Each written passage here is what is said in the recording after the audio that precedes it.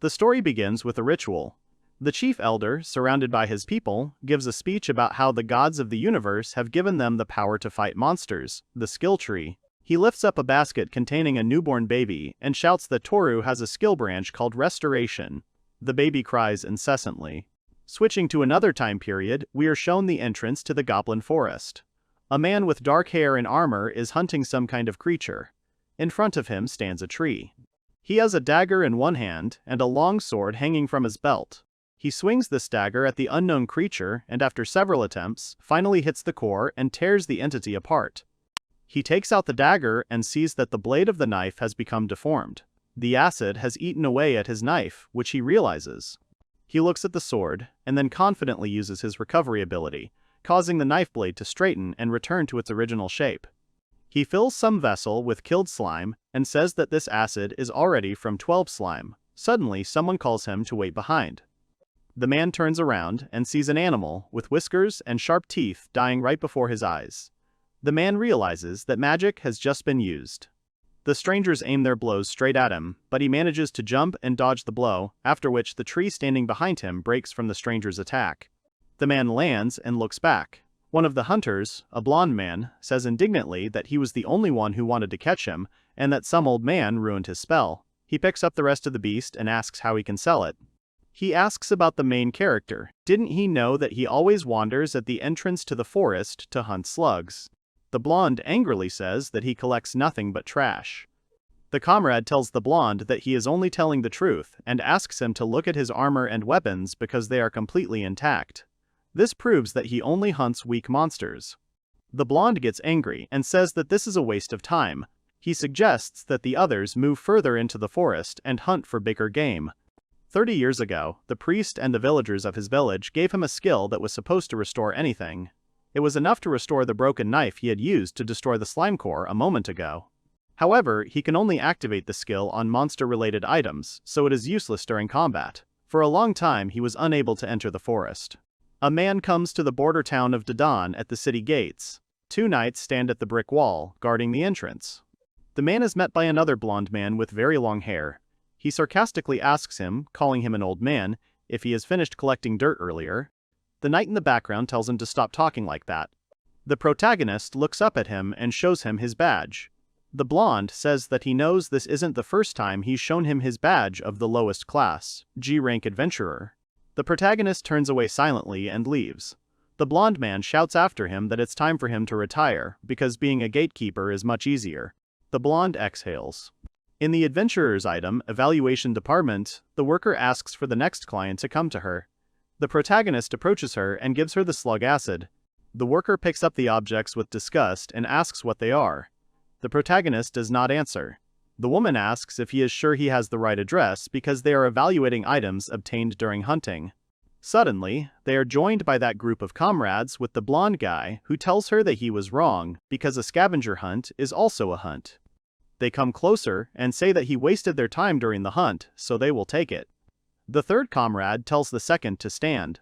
As soon as one of them reaches out to the slugs, the protagonist immediately hits the man in the face, taking his prey.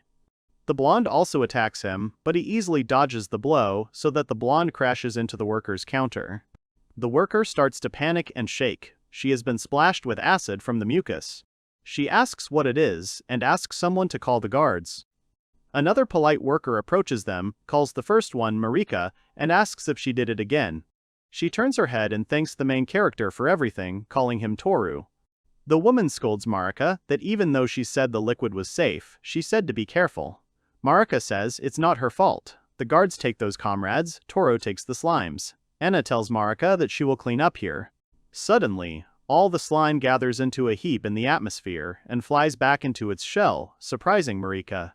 Ina tells him that 1 mole horn and 15 forest slugs will cost 95 copper coins. She gives them to him, and he leaves with a bag of money. Toru comes to the butcher's shop. The vendor greets him and sees the slaughtered animal. Toru says nothing. The butcher picks up the animal and says that it will make it easier for him to skin it. He asks if he will take half of the meat for himself, and the butcher buys the other half.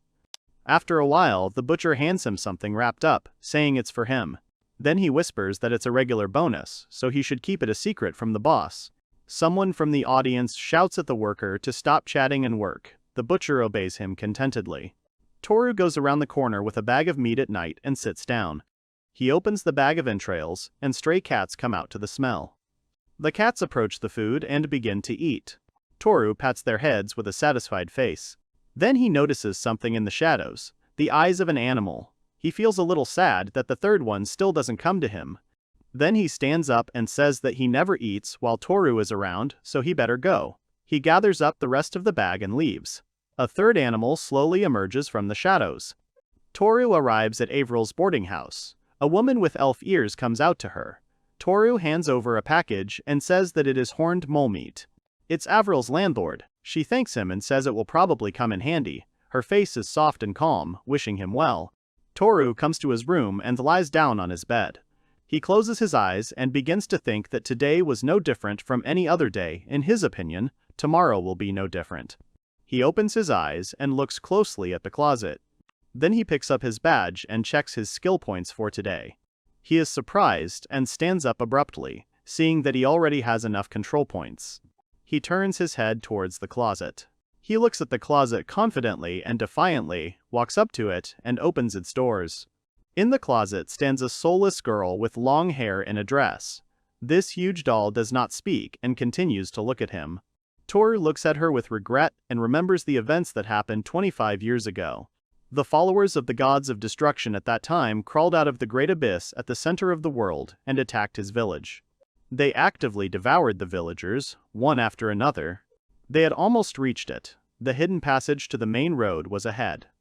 Suddenly, a beast attacked them, but Toru jerked away and was able to kill it. While he was rejoicing over this, another monster appeared behind him. The girl excitedly screams his name. She runs up to him and takes the monster's blow to protect Toru. The boy turns to her and sees her shaking and covered in blood. The old man clicks his tongue and uses his ability to stop time. Everything freezes. The old man turns to Toru and says that he has stopped their time and that he must take her with him. Toru trembles and holds back tears. The old man shouts to him that she is still alive. After these words, hope appears in his eyes. They go to the Temple of Healing. The healer says that this is terrible, and that even the power of the water god Aurelia cannot heal her while the stop skill is active. He adds that if it is cancelled, she will die at that very moment. Toru gets angry and gives up on the idea. The old man says that there may be only one way to save her. Toru asks him to tell him what it is. Grandpa says that his recovery skill can save her. Toru didn't expect that. He looks at him in shock. Then he yells at him that it's impossible and that he can only turn back time 10 seconds, and besides, his skill doesn't work on living beings. The old man says that if he raises his level, everything will be different. Toru looks at his grandfather with interest. The old man tells him that he can open the power of God if he reaches level 10, because with his ability to stop, everything was the same. Toru shouts that he can still save her then. The old man agrees, but says that he will have to suffer a lot on the way to it. Toru shouts that it does not matter, because if she survives, he will do it, no matter what it costs him. The path further was as terrible as the priest described. In order to increase the level, it was necessary to kill monsters, but Toru did not know how to fight, he could only run. At one point the gate guard couldn't look at him. He started teaching him how to use a sword. Soon he was able to hunt. He would constantly see newbies joining teams and being taught how to distribute skill points. He became a master of dodging and parrying when he reached level 30. He once saved a child from monsters that were attacking Dedan City, which caused him to lose half of his left arm strength.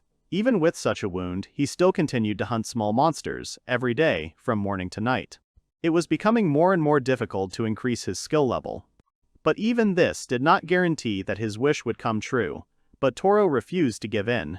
Returning from his memories, he reaches out his hand to the girl. Then he removes his hand, sits down on the bed and says that first he needs to level up. Every person has an innate tree skill. A person can perform various miracles with the skill contained in the branches. In his head, he takes a vessel of skill points, full of 10,000 units, and pours it all onto the tree. Restoration. Returns objects used in battle to their original state. He is at level 10. He can use his skill 10 times in 1 hour. It is activated by blinking at will. Toru realizes that the limitation of his recovery skill has changed from item to object. He clenches his fist. He recalls his grandfather's words that he would be able to release the full potential of the God of Time when he reached 10 levels, and that it was the same with his stop. He looks at the vessel in the corridor and says that it left them halfway, but the ashes of the grandfather and the stop remained with him. He goes to the vessel, opens it, and scoops up the ashes from there. He looks at the sand and uses the recovery skill. Nothing happens. He understands that the gods of the universe cannot return departed souls, which was to be expected. He looks at his injured left hand and remembers everything abruptly. He doesn't understand why he saw how he injured his hand. He wonders if recovery has the ability to look at past targets. The fruit of the tree speaks of the perception of the time continuum, the precise understanding of the time continuum of goals. He looks frantically at his hand and realizes that he can feel blood flowing down his left hand. He clenches his fist and pulls it towards him. He says it's clear he activated it through his gloves so he can use the restoration without direct contact. He turns his head sharply towards the closet. He stands up and reaches his hand to her neck where the wound was. He silently asks himself for it to work. He uses his ability and sees many memories from that event. He continues to look at her, seeing no reaction. He wonders if it didn't work. However, she makes a sound, and Toru's eyes widen. The girl comes out of the closet, looks around, and asks if this is the afterlife. Toru replies that it is a closet. He asks her if he should explain everything. The girl asks him to tell her with a smile. He tells that when he was a child, his grandfather stopped her time with a stop, he continued her treatment, and that he needed a lot of money, so it took quite a long time. The girl asks him if his grandfather left them. The girl ponders. Toru doubts that she recognizes him. He smiles and says that if he uses restoration, he will become the boy he was then, but even if he rejuvenates his body, he will still be an old man at heart. The girl suddenly starts saying that there was another boy there with her. Toru averts his gaze and says that no, he hasn't heard anything like that. The girl says that she understands. Toru thinks to himself that this will be better for everyone, touching his face with his index finger. Suddenly, the girl bursts into genuine laughter, and through her laughter she says that he still hasn't been able to get rid of his old habit of touching his chin when lost in thought, after which she tenderly calls him by name. Toru, hearing his name from her lips with slight surprise, says the name Sarah in response, trying to make sure that what is happening is real. Sarah, without a second's hesitation, throws herself into his tight embrace with a joyful cry. Toru asks her when exactly she realized that it was him standing in front of her. Sarah confidently answers that she recognized him from the very beginning of their meeting, but Toru, with a slight grin, asks her to tell the truth. Sarah answers that she is telling the pure truth. She explains that she knew about her grandfather's tragic cardiac arrest, so she was absolutely certain that this event was the key to his recovery and return to them, hoping that he would return to his former self. Sarah cuddles even closer to him, hiding her face in his chest, and admits that she was saddened to learn that her grandfather had already left this world. She thanks him for his help and says that she is infinitely happy to see him alive next to her. Toru, feeling her trembling, gently strokes her head like a little girl and with a warm smile on his face, says that he is also very happy to see her and thanks Sarah for being able to survive in this difficult world. Sarah, unable to hold back her tears, says that in theory she should be older than him, but is surprised to realize that he has long outgrown her. Toru, agreeing with her words, replies that this is indeed true and that he is no longer young. Sarah, bursting into tears from the emotion, says that she is amazed at how strong he has become and that she did not expect to see him like this. Toru, confused, mutters that she must have imagined it and that he is not at all as she sees him. Gently stroking her head, trying to calm her down and distract her from sad thoughts, Toru asks if she is hungry, offering her a snack. In response, Sarah says nothing, only continues to quietly snore, burying her face in his chest. Toru, full of love, tenderness, and care, looks at her with warmth, ready to support and comfort her at any moment. Morning comes in the boarding house of Ural. The sun rises, the birds sing. Sarah sits next to the sofa where Toru lies and sleeps soundly. She looks at Toru curiously and waits for him to wake up. Toru opens his eyes and stands up, pulling Sarah towards him by the chin. The girl is surprised. Sarah automatically closes her eyes and waits with trepidation for something to happen, but Toru interrupts and says that she seems to be okay. Sarah pulls away from him and tells him that the landlady said breakfast was ready. Toru says that's how she met her before he introduced them. Sarah doesn't answer and yells to Ural that Toru is awake. Toru gets up and goes down to breakfast. Sarah at the table says that she is eating for the first time in 25 years. Toru looks at her with indignation, and Ural smiles and tells Sarah that she says amazing things. Toru apologizes to the landlady for bringing someone so suddenly. Ural replies that it's okay because they both have to bother each other sometimes, and as a former adventurer, she's happy to support the newcomer. Toru looks at Sarah, who is eating her breakfast with gusto. She asks Urali if she can become an adventurer. Toru sharply replies that she can't even imagine how hard it is. Sarah, with a wide smile and confidence, answers him that this is why she wants to help Thor. Silence falls. Thor does not answer anything. Sarah changes the subject and asks what kind of meat it is. She admires that it is so tasty. Ural says that she is glad that she liked everything. Toru, meanwhile, reflects that he was trying to protect Sora from the trauma of the massacre that happened in their village. Then he wonders if he's just getting old, since everything is new to Sarah now. He watches Sarah happily interact with her new landlady. Toru suggests that after breakfast, they go and register her as an adventurer. Sarah is immediately happy with the offer. Toru says that before that they need something. She apologizes to Uriel. He asks if she could lend her armor until he buys something, and that it won't be for long. Uriel says she hasn't used it in a while. She asks her if she minds. Sarah happily says she will take care of it. Uriel arrives with the armor and says that, as expected, the robe has turned yellow and the breastplate is moldy and rusty. She asks again if she really doesn't mind. Sarah happily thanks her, and Toru reaches out to her clothes and uses his recovery skill. Various memories pop up in his head along with these clothes. After that, the entire armor is restored and becomes new. Ural is surprised and asks Thor what it was. Thor replies that it was his recovery skill. He apologizes to her if it surprised her. Sarah puts on the armor, Thor admires it, and Ural tells her that it suits her, as if it was originally made for Sarah. In the end, Toru and Sarah leave the house calmly. In a city full of people busy with their own affairs, Toru and Sarah walk calmly. She looks at all the stalls and asks if today is the festival. Toru tells her to calm down, because there are many people living in this old border town. The stalls are open every day. In the center of the world, a huge depression called the Black Hole appeared.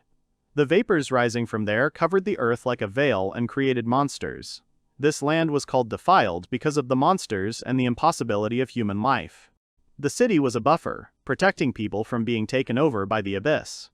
Toru explains that a long time ago, an army of monsters was here, but they were defeated, and those who took part in that battle gained experience. Sarah asks why there are so few adventurers here. Toru tells her that he came here to see the local adventurers. Then he stops abruptly and tells her that she can go from here alone. She turns around and asks worriedly why he is not going with her. Toru tells her not to worry because he will be watching so that his acquaintances do not become suspicious. Sarah thinks for just a second. Then the girl immediately sits down on the ground and groans in pain, saying that her stomach hurts a lot. Then she says that she thinks she will feel better if he takes her to that building. Toru looks at Sarah. Passers-by turn to look at Sarah with surprise and confusion. Toru exhales and says that only this time he will rejuvenate himself, and that around 25 years should be fine. Sarah yells at him to wait, and that he doesn't need to change his appearance. Toru says that the people around him don't think much of him, and if she's with him, nothing good will happen to her either. Sarah asks if he did something wrong. He replies that the point is that at his age, an old man like him is still a low-ranking adventurer, and that is not something to be proud of. Sarah indignantly shouts at him that she is proud of him. She quickly rattles off that she asked the landlady how hard it is to be an adventurer. Toru continues to look at her, and she says that a normal person wouldn't be able to last 25 years, and that if she were him, she would have given up already. Toru asks if it's even though he's such an old man. Sarah says he's a cool old man, so it's okay for her. Sarah takes his hand and pulls him along. They are standing by the board with an announcement that sorcerers are needed, a squad of 3 E-rank warriors. Someone urgently needs a water mage of D rank and above. They ask someone to respond within 2 days. Sarah asks him what it is. Toru replies that it is a notice board, and that one can write a request or an invitation to join the squad here. Sarah says that's interesting, then she asks Toru if he ever wrote anything. He says there was never a need. They are met by the same trio with the blonde at the head looking at Sarah with interest. Sarah and Toru approach the worker. She recognizes Toru and asks if he's really back so quickly. He replies that he's just keeping an acquaintance company. Sarah excitedly says that she is glad to meet him and that her name is Sarah and she is not an adventurer yet. She asks if Mr. Toru brought her. She asks what kind of relationship they have. Sarah quickly tells her that they are going to get married, but he covers her mouth with his hand and says that she is from his village, so he takes care of her. The worker looks closely at the document and says that she is only 17. Then she holds out a ball and asks her to touch it. Sarah asks what it is, and she says it is a tool called a soul analyzer. It will allow him to test his skills. She places her hand on the ball. Toru watches closely what is happening and sees a branch inside the ball. Toru thinks that before they came here, he checked Sarah's skill tree with his time flow perception ability. It shows more details than a normal soul analyzer. Reversal reverses the target's attack or effect at level 1. It can be used 5 times per hour and is activated by blinking. The worker says that the white tree is quite rare, and this is the first time she has seen this magic skill reversal. She says that even in their village, she was the only one who had one. If she uses it, any attack bounces back, unless it's too fast. Toru recalls the events with a serious face, relating them to her ability.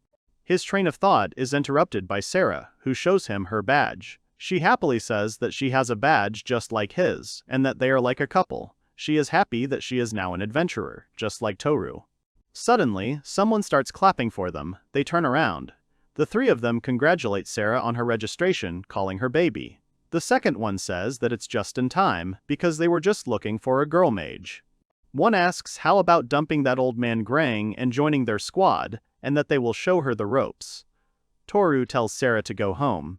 The blonde gets angry again and shouts that the old man was not given his word. He attacks him with his fist, but Toru easily dodges it again. Toru lightly touches his shoulder. After this, the blonde man, instantly losing his balance, falls heavily to the ground, plunging into a state of clouded consciousness. The people around him, panicking from what they saw, begin to scream loudly, asking what exactly Toru had just done. Toru, without stopping, repeats his actions, and in the same way, touches 2 more people who recoiled from him. The boys also fall sharply to the ground. Sarah, watching what is happening, looks at him with obvious delight and admiration, and Toru, turning to her, explains that he returned them to the state of strong alcoholic intoxication in which they were previously. They leave this place, and on the way, Toru, turning to Sarah, asks if she sincerely does not object to everything that is happening, considering that in the future there will be more such situations, and besides, she will have to fight dangerous monsters. Sarah, with confidence in her voice, reminds him that she had clearly expressed her desire to help Thor in everything this morning, and that she was genuinely happy to have the opportunity to walk next to him again, enjoying their walk together. She hugs him tenderly, and then, with a slight smile, asks if this is really what Toru had been dreaming about deep down inside. She encourages him, urging him to tell his sister everything, expressing her confidence that she will definitely help him find a solution. Toru, looking thoughtfully into the distance, shares with her his desire to go somewhere far away from all this, admitting that for the past 25 long years he has invariably passed through the same entrance to the forest, as if in a vicious circle. Sarah, with genuine concern in her voice, asks him if he regrets that his life turned out the way it did, to which Toru, with a warm smile on his face, confidently replies that this is absolutely not the case. He, with genuine enthusiasm and a smile, tells her that he still wants to continue his path as an adventurer, full of surprises and new discoveries. Sarah extends her hand and invites him to be adventurers together. Thus, that day, the lone adventurer Toru finds a party in the company of Sarah. They joyfully walk into the forest against the backdrop of the sunset. In the Goblin Forest, Toru teaches a frightened Sarah how to go into the Goblin Forest. While Toru stood calmly and pointed his sword down, suddenly, a mole with a horn jumps out of the ground. Sarah sees all this and points her stick at the monster. Toru hits the mole with one blow, but the animal does not die. It burrows into the ground again. Sarah asks if it has escaped. Toru says not yet. Next time, if she is ready, he asks her to try using her skill. Sarah says, holding the stick, that she will catch it this time. The mole suddenly emerges from the ground again and jumps towards Thor. Sarah looks at the mole. She uses her inversion ability, causing the mole to crash into the ground, bleeding. Sarah sees it and asks if it's a horned mole. Toru replies that it is, but she overdid it a bit because the horn is destroyed. Sarah apologizes to Toru, who approaches the monster and says that it's okay and that he'll fix it now. He uses a restore spell, after which the horn returns, but he himself continues to lie dead. Sarah tells him that he has revived him. He replies that this is impossible, because the soul belongs to the god of creation, he can only restore the state of the body before death. He cuts off the mole's horn with his knife. Then he uses the recovery skill again, after which the horn appears on the mole's head again.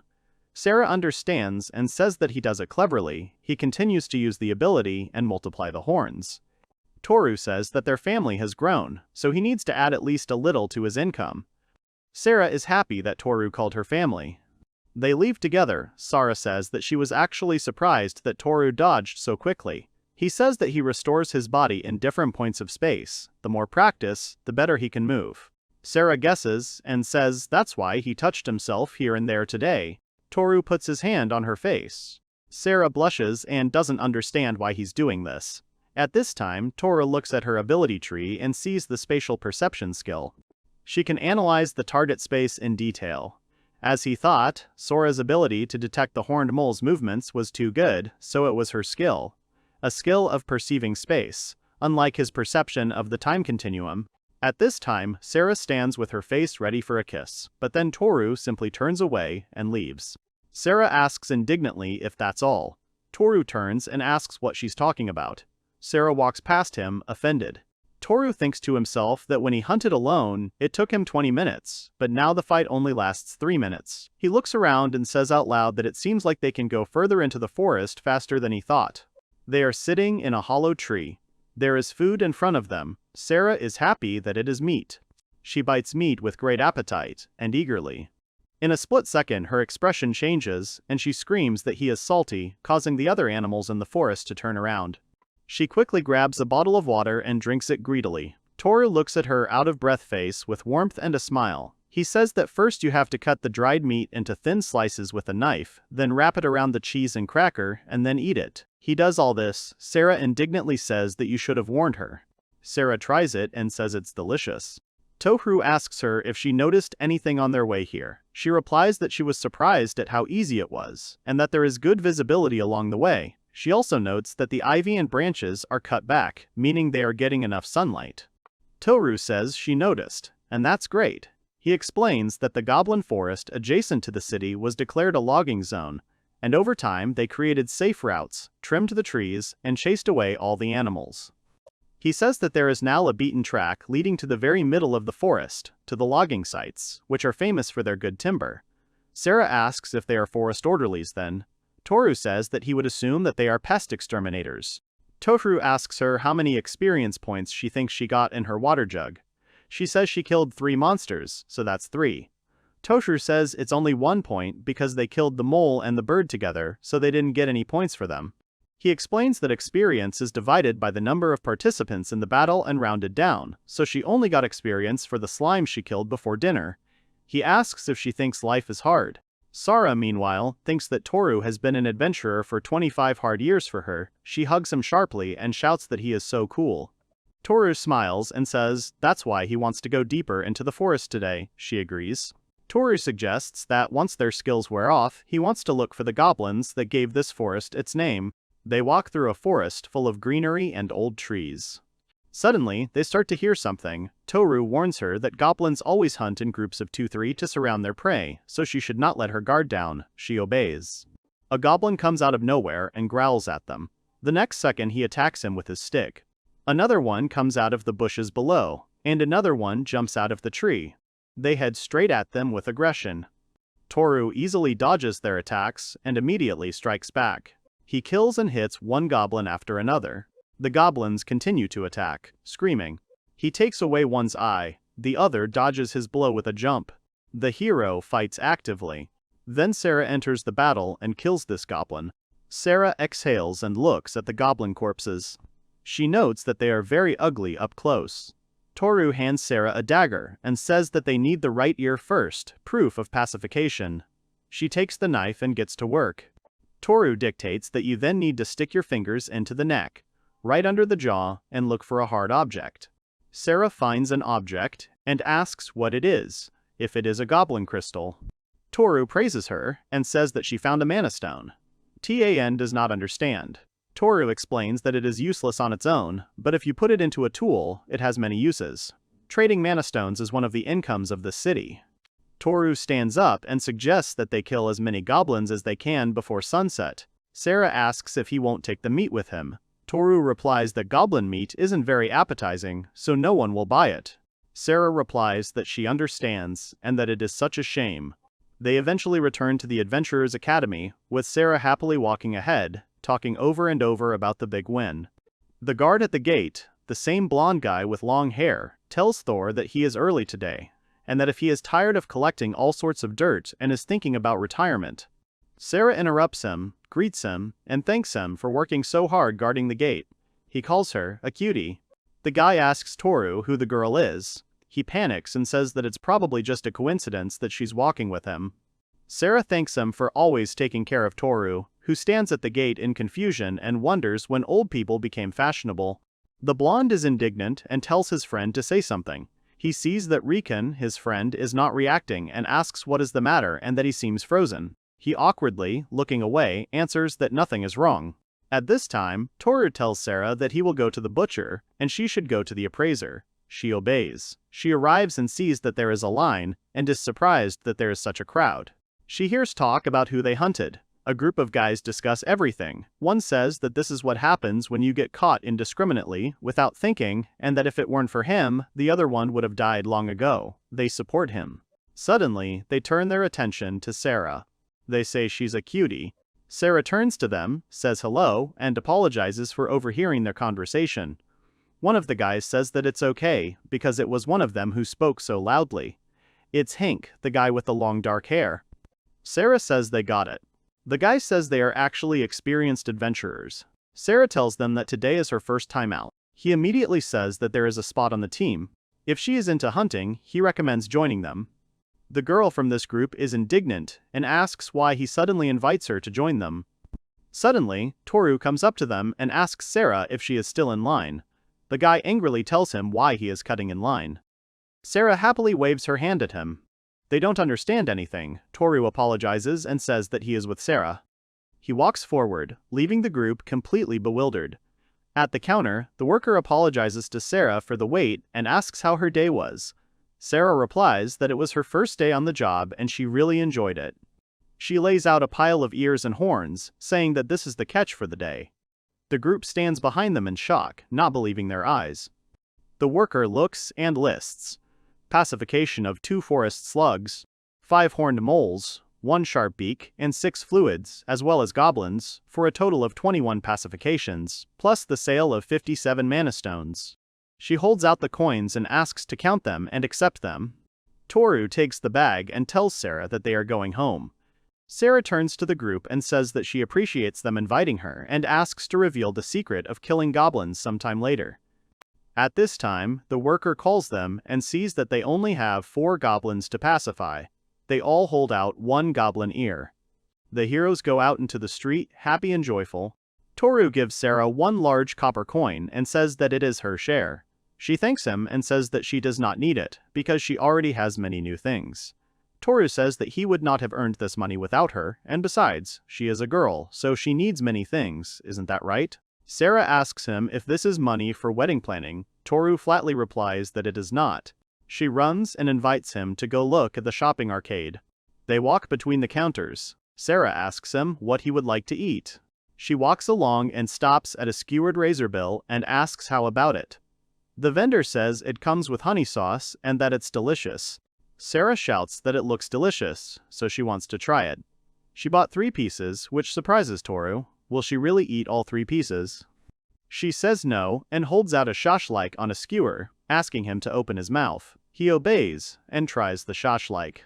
Sarah tries it herself and says it's delicious and tender. She wonders what it's made of. Toru says that it's the same thing. He suggests taking another one to give to the lady of the house. She agrees. At that moment, someone tells them that if they eat so much, they won't be able to fit through the door. The owner just happened to approach them. Toru says that when he met the owner in the morning, he asked her to take Sarah somewhere. Sarah asks if that is why they returned early from hunting. Eventually, they come to a public bathhouse. Sarah says that she has never bathed in a big bath before. Toru says that he thought that she would be tired after her first outing. He himself cannot accompany her, so he asks the owner.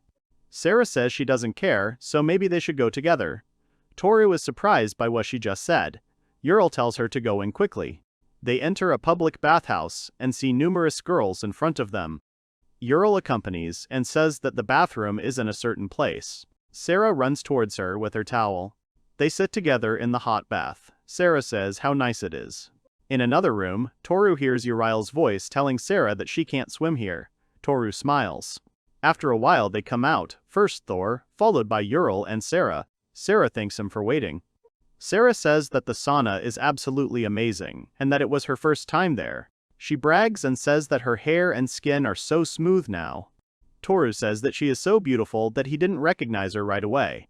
Then Ural asks him to step aside for a minute to talk. Ural says that it seems that Sarah only has one set of clothes. They end up at the store. The female worker is surprised to see Miss Ural and asks what they are picking up today.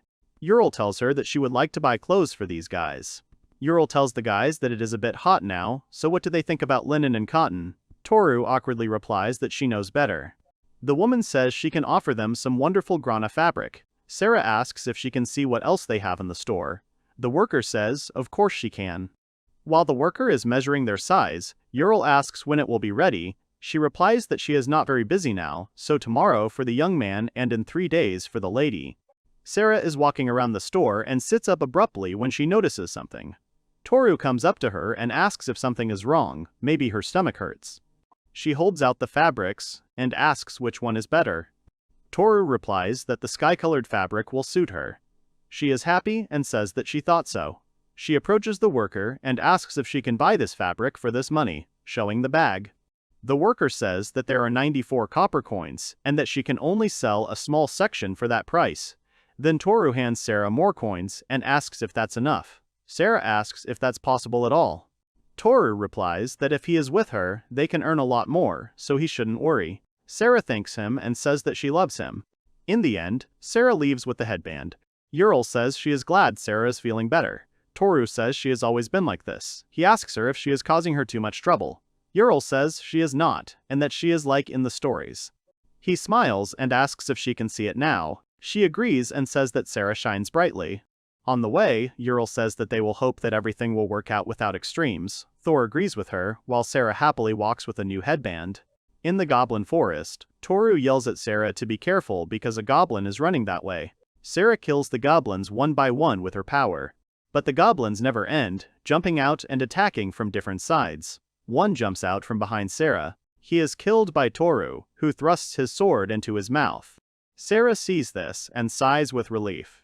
Toru and Sarah have been gathering more and more every day, making the subjugation of goblins their main objective. Sarah asks Toru to use her restoration skill to clean the dried blood off of her. They find a plant. Sarah asks if it is the bitter herb he was talking about. Toru replies that it is indeed it, an ingredient for a healing ointment. It cannot be grown in the city, so it can be sold profitably. Toru tells her to cut off just the top, so it will grow back in 3 days. Sarah is surprised and says that this means it can be picked many times, if you remember where it grows. Toru tells her that this can only be done now, because when the summer passes, the picking season will end. They return to the gate. They meet the disgruntled blonde again and pass by. The blonde's friend looks at them suspiciously. Sarah tells Thor that they have a good catch today. He agrees and says that the haul is good enough to attract unwanted attention. An unknown man surrounded by guards looks at them. Sarah and Toru continue to look at the important man in armor. Toru notices a silver plaque on him, indicating that he is a B-rank man. The man asks Recon if it is him. Rickon nods. The blonde is indignant that he whispered something behind the back of an important person. The man tells Thor that there has been a complaint that he is exploiting a novice adventurer by posing as a guide. He asks him to follow him. Sarah suddenly wants to object, but Toru tells her that everything is fine and that it won't be for long. They leave, the blonde shaking with anger at Recon. He shouts at him that he did not think that he would report to the security headquarters about them. He continues to speak to him in a disrespectful manner. Recon tells Carlos that he was in charge when he was an adventurer, but in this job he is his superior in rank, so Carlos must respect the chain of command. He asks if he really wants him to respect the one who reported his comrade. Riken looks away and says that he was clearly in violation, so what's wrong with the gatekeeper reporting him and that he's after dirt, so Thor should know his place. Carlos starts to boil with anger. He hits Riken in the chest and screams that this guy, unlike them, has worked hard all his life. Riken looks down and sees that Carlos has no hand at all. Carlos screams that he really wants to interfere with him because of his envy. Then, in conclusion, Carlos angrily shouts at him that no matter how he looks at it, the only terrible person here is he, Riken. Riken tells him that Carlos himself always told him that it was time for Toru to retire. Carlos continues to shout that of course he says that, but Toru is as stubborn as a mule, so he will never retire. Riken says it's weird. Why is Carlos suddenly so protective of him? He looks away and says it's none of his business. Carlos remembers hunting together, Toru teaching him when he was a novice adventurer and didn't know anything. He tells Riken that he can't even believe that Rank B was involved in this matter. Did they really go crazy at headquarters? Sara and Toru, along with the guards, approach a special place. Sara asks what it is. She is not answered. She directly asks Toru what it is. He answers that it is an emulator structure, which is supported by built-in mana stones. Sara asks in surprise if this is a training ground. The protagonist adds that both magic and traditional martial arts skills are blocked here if her opponents are not monsters, but even with monsters, only newly acquired skills can be used. The B-rank seeker takes up a sword. Toru asks him if he can listen to him first. Toru explains that he and the girl are partners because they are from the same village, so he is going to train her, not use her.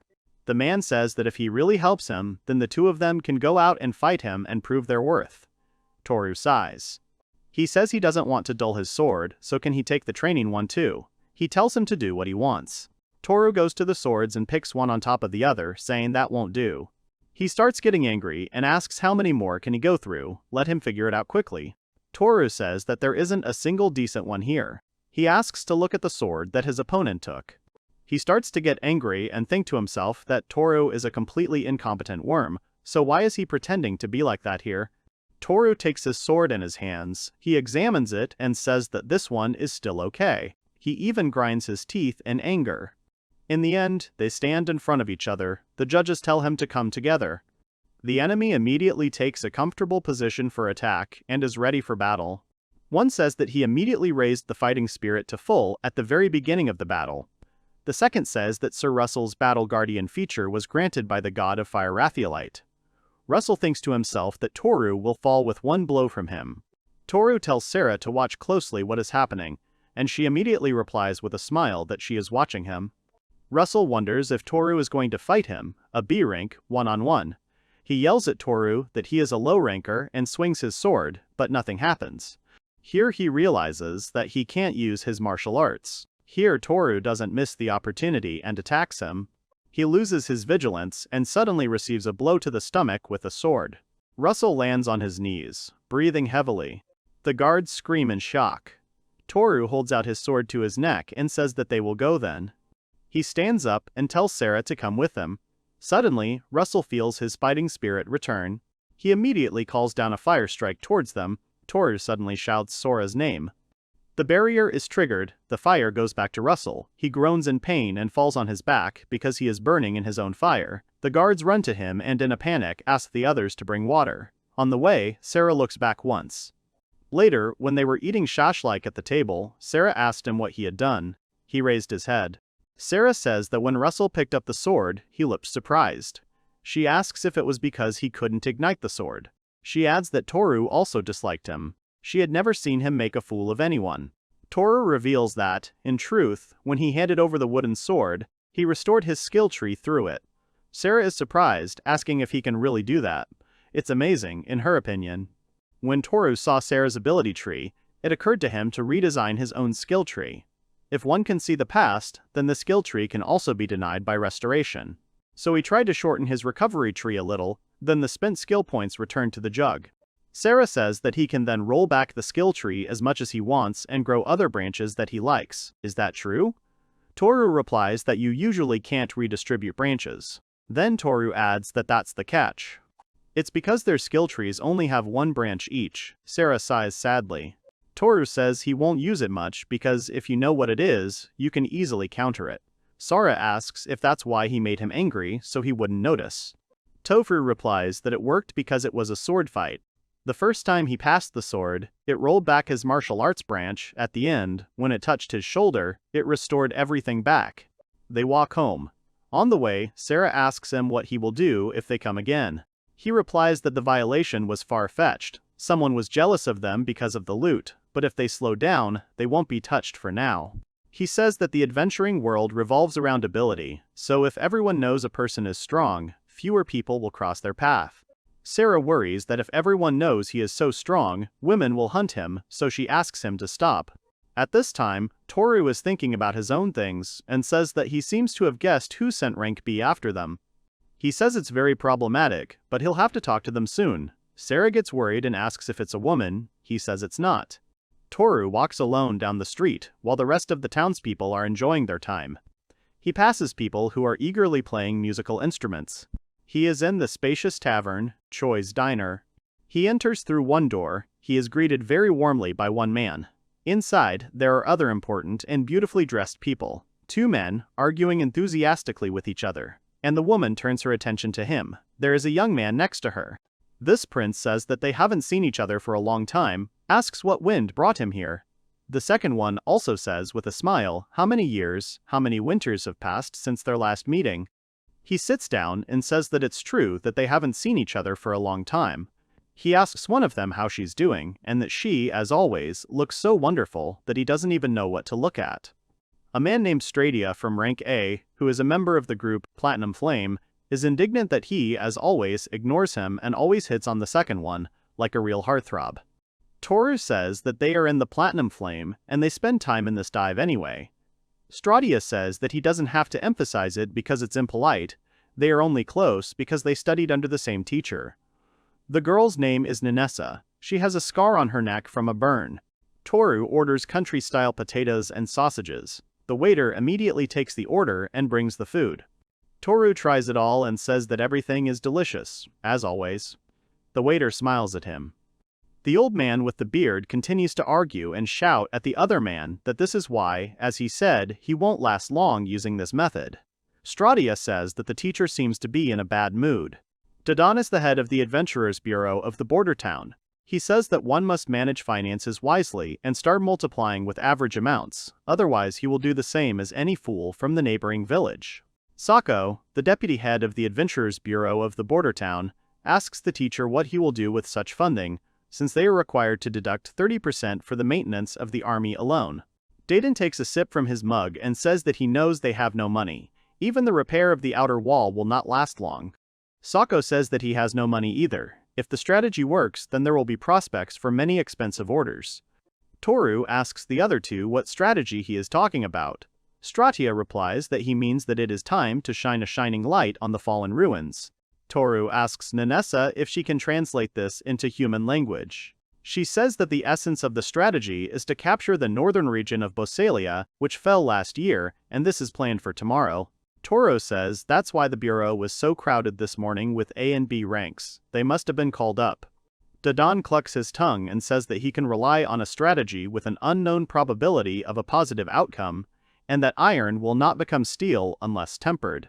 Sako says it's not that he doesn't want to attract talented newcomers, but the talent and its bearer need to match each other, and he keeps his eyes on Tora. Dayton says that this is why he got angry with Tora, and that he really does not shy away from any methods. Then Dodon turns to Thor and asks if he is really going to remain silent and not answer anything, since that is what he came here for. Sako tells him that he got a girl with a rare talent. He asks if it's time for him to let her go. Toru says that's what he wanted to talk about. He asks Sako if he could please not bother them. Sako says that this is not even up for discussion. He believes that talents should work together with talents, and they will not develop their skills when paired with untalented people. Nanessa says that it seems like someone is talking nonsense. Sako's eyes widen at the sight of Nanessa. He asks in surprise what happened to the scar on her neck, and she doesn't understand either. The girl suddenly begins to examine herself. Stratia looks suspiciously at Tora. He removes the bandage from one eye and says that he, cursed by magic, will demonstrate a fraction of the power that is bestowed on the eye. Toru looks straight into Stratia's eyes. Then he immediately says, asking for forgiveness, that it was his doing. Stratia laughs and says that he gave in so quickly and that there was no resistance. Nanessa asks Stratia to slow down. Nanessa asks him what he meant. He says that he simply restored it to this level. If she doesn't like it, he will return everything to how it was. Nanessa says with a smile that no need, she doesn't even know how to thank him. Sako says he understands that he can heal an old wound. He asks what else he can do. Toru replies that he can do all sorts of things.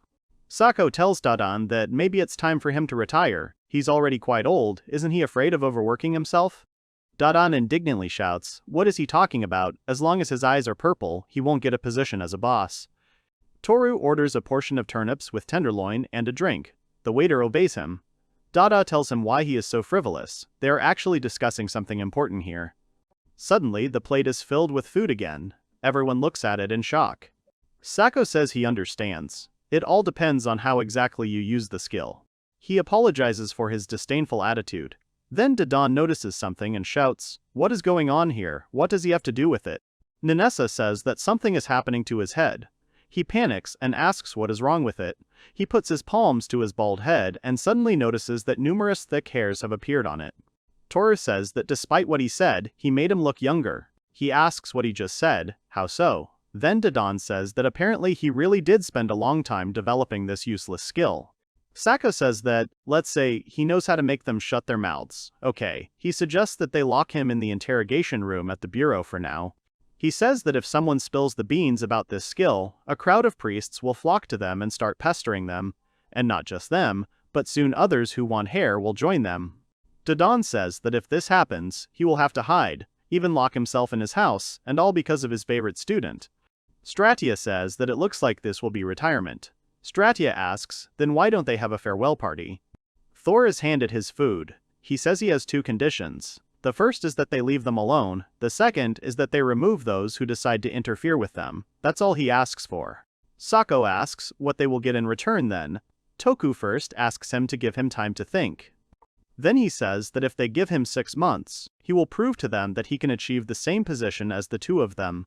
Stratia smiles, anticipating something. Sako asks him if it is not too ambitious for a low rank. He says that if he gives him his partner, it is quite possible that he will be able to speed up their progress.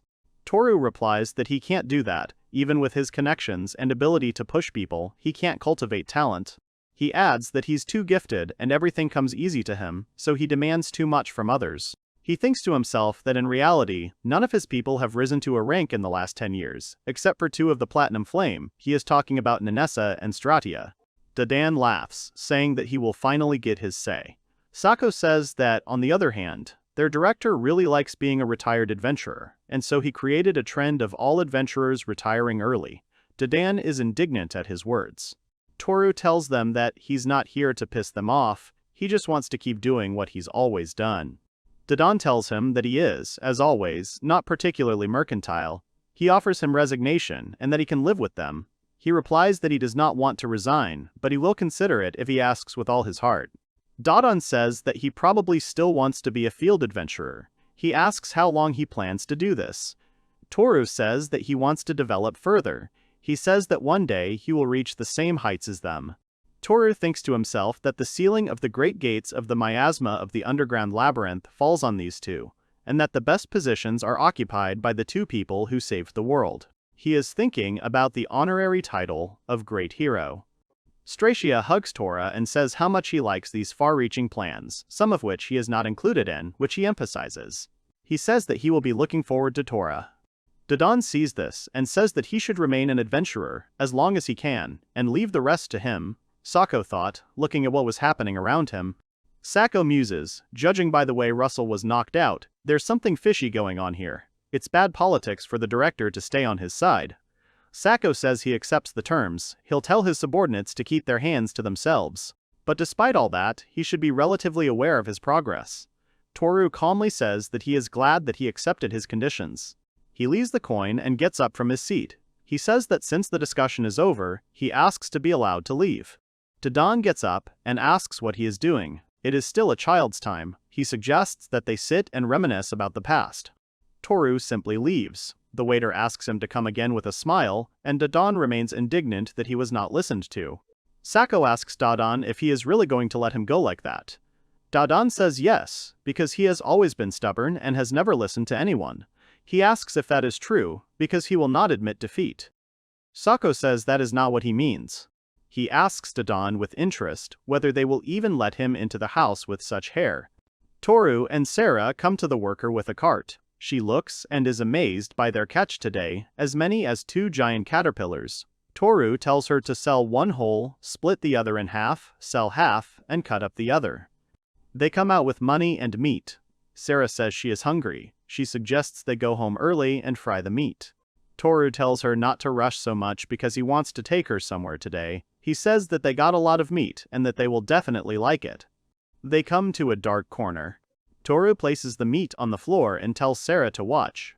2 cats run out. Sarah looks at them in surprise. Toru asks them for forgiveness for being late. Sarah asks if he was talking about these cats. He says yes, and that he often feeds them here, but hasn't been here for a long time. Sarah starts petting the cat and says that she helped with hunting too. Toru tells her to leave him alone while he's eating. But the cat is crawling towards her with affection. Sarah is happy and tells Thor to look at his contented face. He is surprised. The second cat also cuddles up to Sarah. The girl asks if the cats are enjoying it. Toru thinks that he fed them for 6 months so that they would get used to him. Sarah stands up and feels a strange feeling. He tells Thor that there is something interesting here and that they are apparently being watched. He hears nothing. Then Sarah shouts at him to see what her catch is. He turns his head and sees that Sarah is holding a little girl in her arms. Toru is shocked. Sarah says that they are playing hide and seek. Is she really a local child? Toru wonders in surprise, is this really the third one? The girl says that she shouldn't eat Mu because it's not tasty. Sarah says that she won't eat it and asks about its name. Mu's stomach rumbles and the child says that he heard something about it being tasty. He sees cats eating and rushes in on them.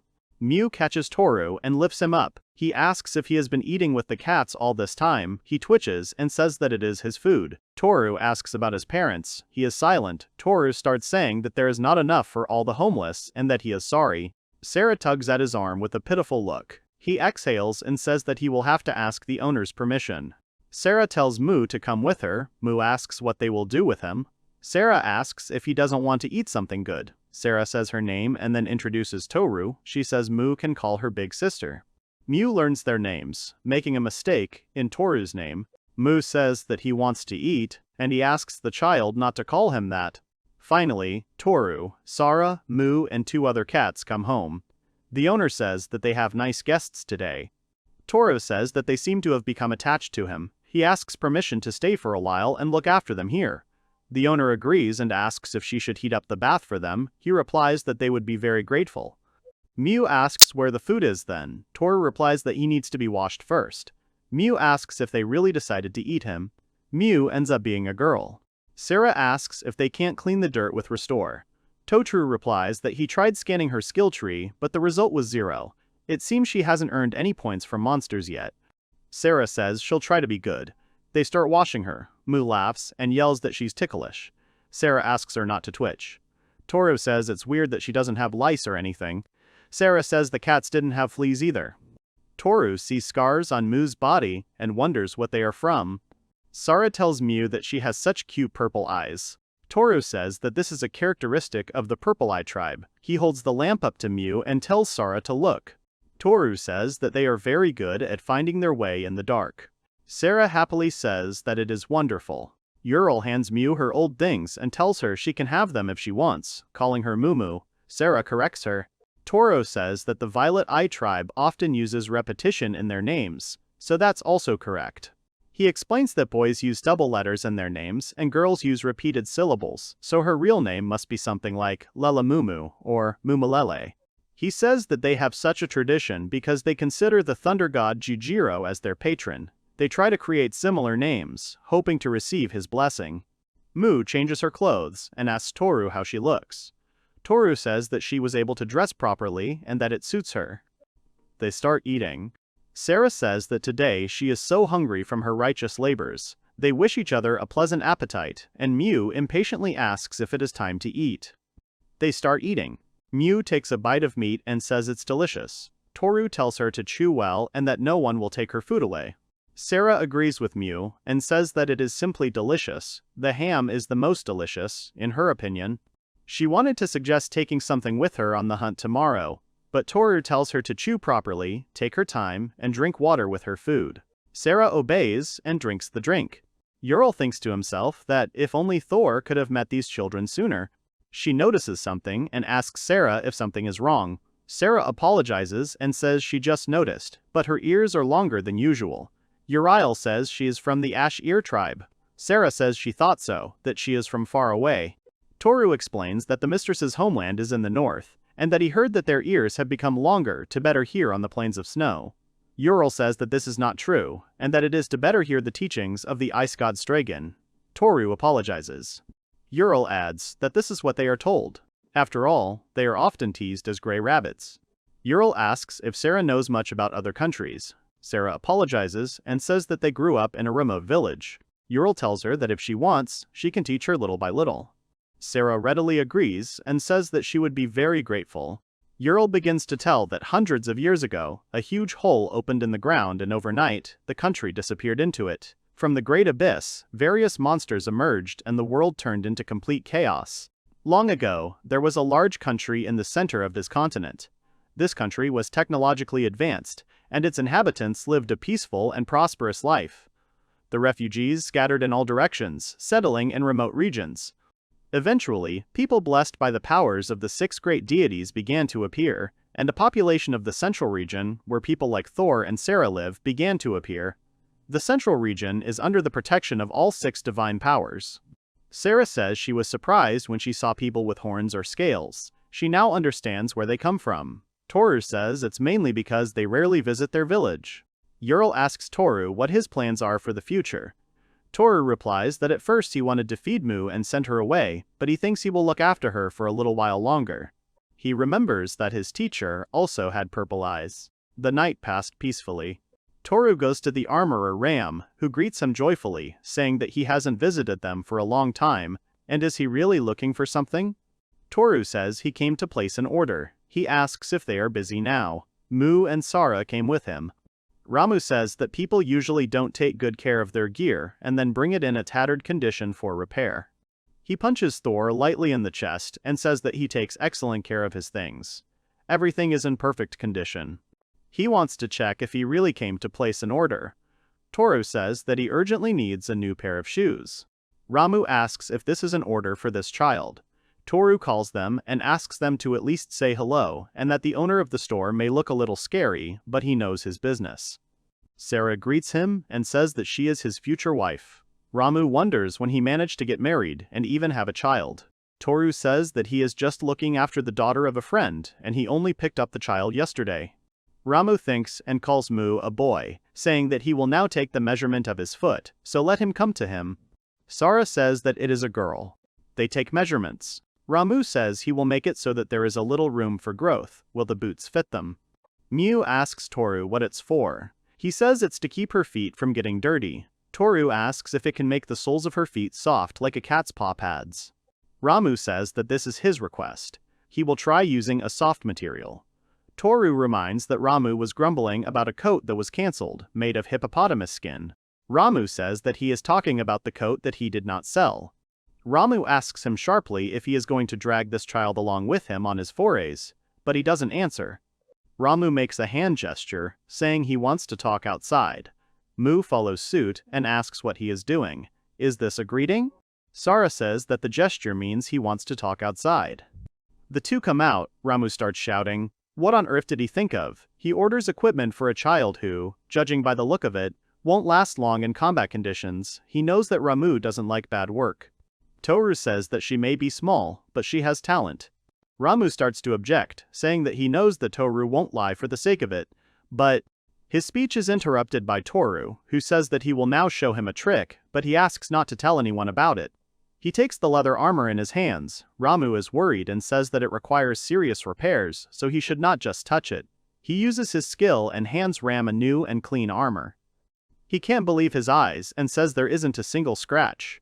Ramu spreads his arms enthusiastically. Mu asks if this is also a sign of greeting. Sara replies that it means he has given in to the argument. Ramu tells him that he doesn't understand anything. It's clear as day that it wasn't a trick, but the armor was in terrible condition. He asks what he did. Toru replies that this is his skill, and that he trained it and can now do something like this. Ramu asks if this is true. He rejoices and shouts that it finally happened, that he was finally able to do it. He quickly pats Toru on the back. Then he calms down abruptly and says that he is probably overjoyed, and that with such a scenario he could lose a good half of his earnings. Toru assures him that he is not going to compete with him, and that he will continue to adventure with them. He adds that this skill can be applied to humans as well, so he doesn't have to worry. Mu won't die that easily. He finally asks what he thinks and if he'll take the job. Ramu already confidently and contentedly says that then he will try to do something special for her. Toru picks up the other armor, swings his hand, and completely restores it. Ramu takes the armor in surprise and says that the damage to the hippopotamus skin armor has also disappeared. He asks to wait and asks what happened to the patch then. He understands that it is possible to fix the diverging seams, but how did he deal with the torn out pieces? Toru says that such is his restoration skill that he can restore some of the lost material. He asks in surprise if that is really true. Toru starts talking about what if he could get dragon skin armor. Then he seriously says that no, it's not that scarce, but the skin of a white ferret. What does he think about it? Because it's also very valuable. Toru suddenly says that actually his recovery skill has a limit. He studied its capabilities by cutting the horn of a horned mole. Its limit is to restore 30% of what is missing. Sometimes even a small piece is difficult to recreate. He believes that this is because the brain does not represent the finished form of the object and perceives its current state as complete. Ramu then asks if this means that the bigger the armor he gets, the greater the benefit will be. They shake hands in a brotherly manner, and Mu and Sarah have been watching them through the window the whole time. The group of 4 people are standing in the Adventurer's Bureau. The long-haired one asks Recall if he heard that the old man they encountered was actually something. Recall asks if that's true. The third one adds that he heard something like that too. There's a rumor that he even won Brong. The girl doesn't believe it and says that it sounds like a fairy tale. The guy says that the girl with him used some cool skill that no one knew about. Recall asks if it's that cutie. Suddenly, their conversation is interrupted by Mu's scream, asking what kind of place this is. Everyone turns around. They see Toru coming in with a child. The girl asks where the child came from. The guy with a red face says that Sara and Toru are a boy and a girl. One says that they don't look like relatives. Recall says that she called him daddy.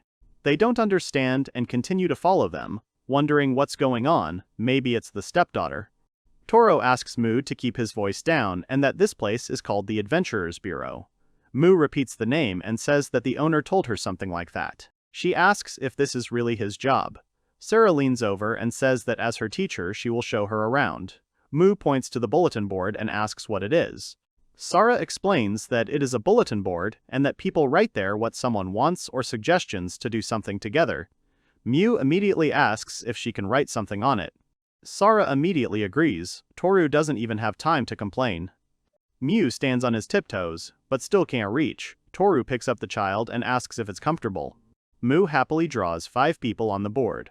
They ask her what it is. She points to the biggest one and says it is Toru, and next to him is Mu holding his hand. Sarah points to the smaller ones and asks what it is then. Mu says it is Kuro, the black cat, and Shima, the tabby cat. Sarah points to a particular person and asks if it's her. She says no, it's the owner. Toru asks if she's finished, then they'll go to the desk. Sarah asks worriedly why she's not there. Mu is undergoing adventurer registration. The worker asks if she can handle it, since according to the document, she is only 9 years old. Toru says that the minimum age for an adventurer, according to the established requirements, is 8 years old. He also adds that this girl is a magician, and that she will not need to get close to monsters. The worker says that, unfortunately, she cannot allow this. Toru asks if he can hear the reasoning. She explains that the Purple Eye tribe's lightning magic does not have a lower branch that is responsible for the basic attack skill. So Mu's default starting skill is rare electric detection. Using the owner of such a skill to detect monsters will prevent her from advancing in development, so she cannot give permission for it. Toru asks again if it's because she won't be able to earn skill points, and the worker confirms it.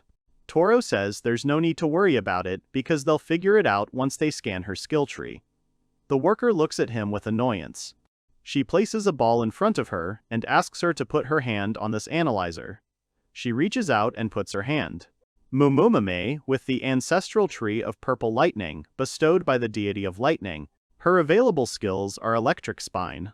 Tofu says that Electric Spine is a passive magic skill that allows her to counterattack the attacker. It will allow her to gain points. The worker awkwardly says that there shouldn't be any problems then, so she will give her an adventurer's token now. Mew extends his hand to him. Toru squeezes her hand in the same brotherly way he did when talking to Ramu. She is given a token. Toru says that now everything is ready for the sortie. Then he stops abruptly and asks where Sarah is. They see that Sarah is still drawing on the board and says that she is still drawing. She is leaning on a chair. They approach her. Toru goes further. Sarah says that everything is ready and that it is better this way. Mu looks back at the board for a second and goes further. Toru shouts to Sarah that they are already leaving. Sarah starts to get indignant, since when did this start? The board now shows Sarah herself, holding Mu's hand with a wide smile. Sarah runs towards Thor and Mu. Mu clenches her fists tightly and shouts that everything is fine. Toru watches her and sees a huge amount of electricity forming around Mu. Sarah is surprised and asks what it was. She comments that it is so beautiful. Toru tells her that it is a magic called Electric Spike. It counterattacks the opponent when attacking the user. Mu says that the itching is gone now. Sarah then tells her that it seems that she doesn't have any more fleas. Tofu places his palm on Mu's head and checks her skill tree, Electric Spike. When attacking the user, it automatically counterattacks the enemy. When using recovery on an Electric Spike branch, the bud will return to 0 level. Mu had this skill from birth, and on the tree, as Toru himself notes with a smile, there are only 3 buds. Toru says that it is excellent and now suggests that she try it in his eyes. She looks up, and Sarah watches the movements carefully. She guesses why Mu would look into his eyes. Suddenly, Sarah has a strange feeling. She turns around and wonders where the same feeling as in that alley comes from. Mu immediately looks down. Toru asks her if something is wrong, because a moment ago she was so cheerful. Mu asks in response with concern if Toru will be angry with her. Sarah is worried and does not understand what is going on. Toru tells her that everything will be fine and that he won't be mad at her. In fact, he's even happy that you want to do this. Mu asks again if this is true. Toru sits down, strokes her cheek and tells her that she doesn't need to worry, so she can look at him again. She looks at him with a smile, and the next second, she finds herself at her own tree. She says what a strange tree grows here. Toru says that he is glad that everything went well. He asks her what she sees among the roots. Mu asks if he means that round thing. Toru tells her that it is her special ability of feeling exchange. Feeling exchange allows one to exchange feelings and emotions with a target that is active all the time. This ability has great effectiveness and works in the field of vision. Toru suggests that she most likely began living with cats because she was afraid of using this skill. It's hard to find someone who was born with a spiritual instrument. Those around her must have seen her as a child of evil. They return to the forest. Toru asks her if she is doing well. She doesn't answer and immediately hugs Toru, with a sleepy Sarah sitting in the background. Toru suggests trying again. He asks if she can see the 3 buds on the trunk, and she says she can. Toru explains that to raise the level of the middle bud, she must pour this vessel of water onto the roots. Mu obeys, picks up a large vessel of water and pours it all onto the roots of the tree. Immediately after this, a branch begins to grow on the tree. Mu screams that something strange has grown. A branch in the shape of an arrow with a curved base. An electric radar shows the direction and distance to the enemies located nearby. Toru asks her if she will try to use it. She happily replies that, of course she will. In the background, Sarah watches all this with interest. Mu clenches his fists, closes his eyes, and then when he opens them, numerous electric arrows fly in different directions, enveloping trees and flying past people. Mu shouts, pointing her finger somewhere, that she felt something in that direction. Toru listens to her and offers to take a look. Sarah doesn't understand and asking to wait, what is happening and why she can now use 2 skills. Toru turns around and puts his index finger in front of his mouth, asking him to be quiet. Sarah asks in a whisper if Mu really has 3 skill buds. Mu runs to the place and says that here it is. It is a slug crawling on a tree. Toru picks Mu up in his arms, giving him a knife. Toru tells her to aim at that spinning round cannonball, she must destroy it. Mu hits it and kills it. Toru praises her, saying that it is a good job. Mu asks if she did a good job. Toru replies that yes, it was just great. He comes to the conclusion that it is more convenient than he thought, especially for a limited skill. Sarah comes and pats Mu on the head, saying that she has dealt with him, but her little sister is not going to lose to her. Tofu tells Mu that she is doing great, but the next step will be very difficult. Mu confidently says that there is no problem and that she will definitely handle it. Toru says that's great then suggests that she go back to the tree and take a look. Toru tells Mu to try growing the top bud this time. Mu happily obeys and pours a vessel of water onto the roots.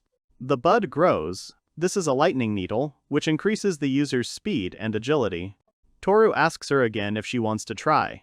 Mu is already preparing for it and summons a thunderstorm. Small lightning bolts came out of her body and stayed there. Sarah says it looks so painful. Is it really safe? Toru asks her how she is. Does she feel pain? Mu replies that everything is fine. There is no pain, she just feels some strange feeling. Toru holds small stones in her hands and tells her to try to dodge them then. He lightly throws them one after another. Mu easily dodges without much effort. She even missed the last stone, leaning her body back.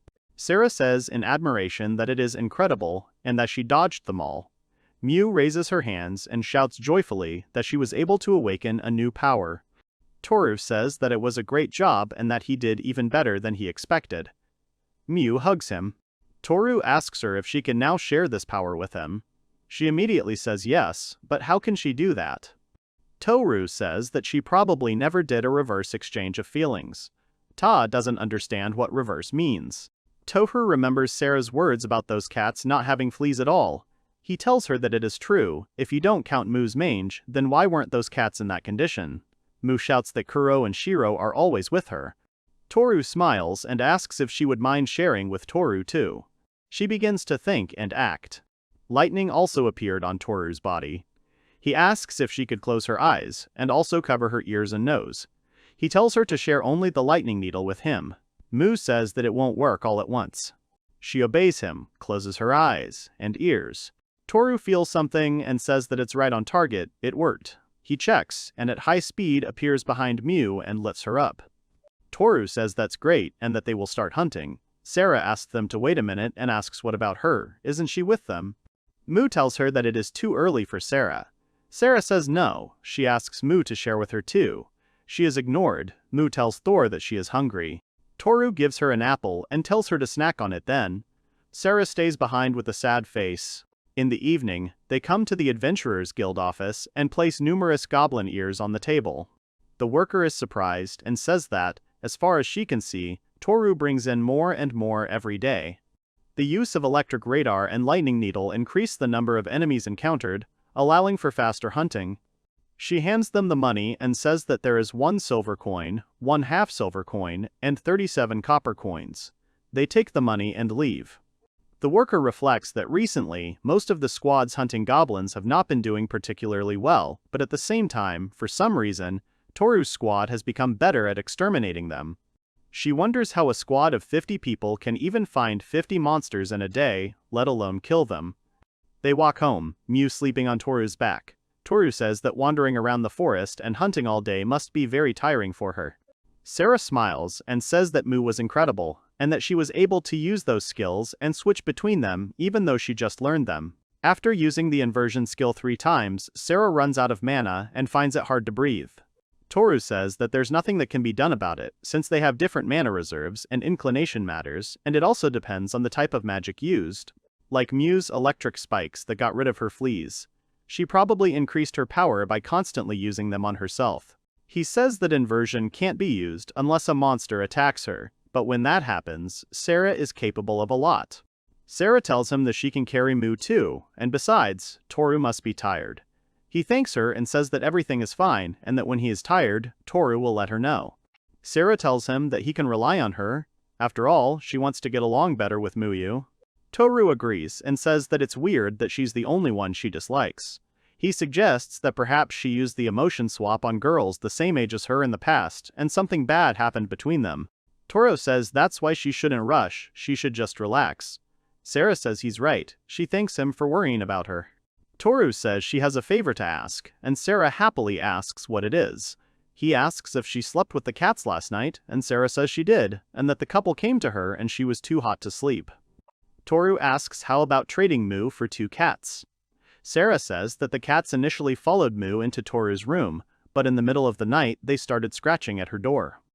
Sarah says she's not exactly sure, but she thinks that's how it was. Sarah then suggests that she and Mu and the cats sleep together in her room.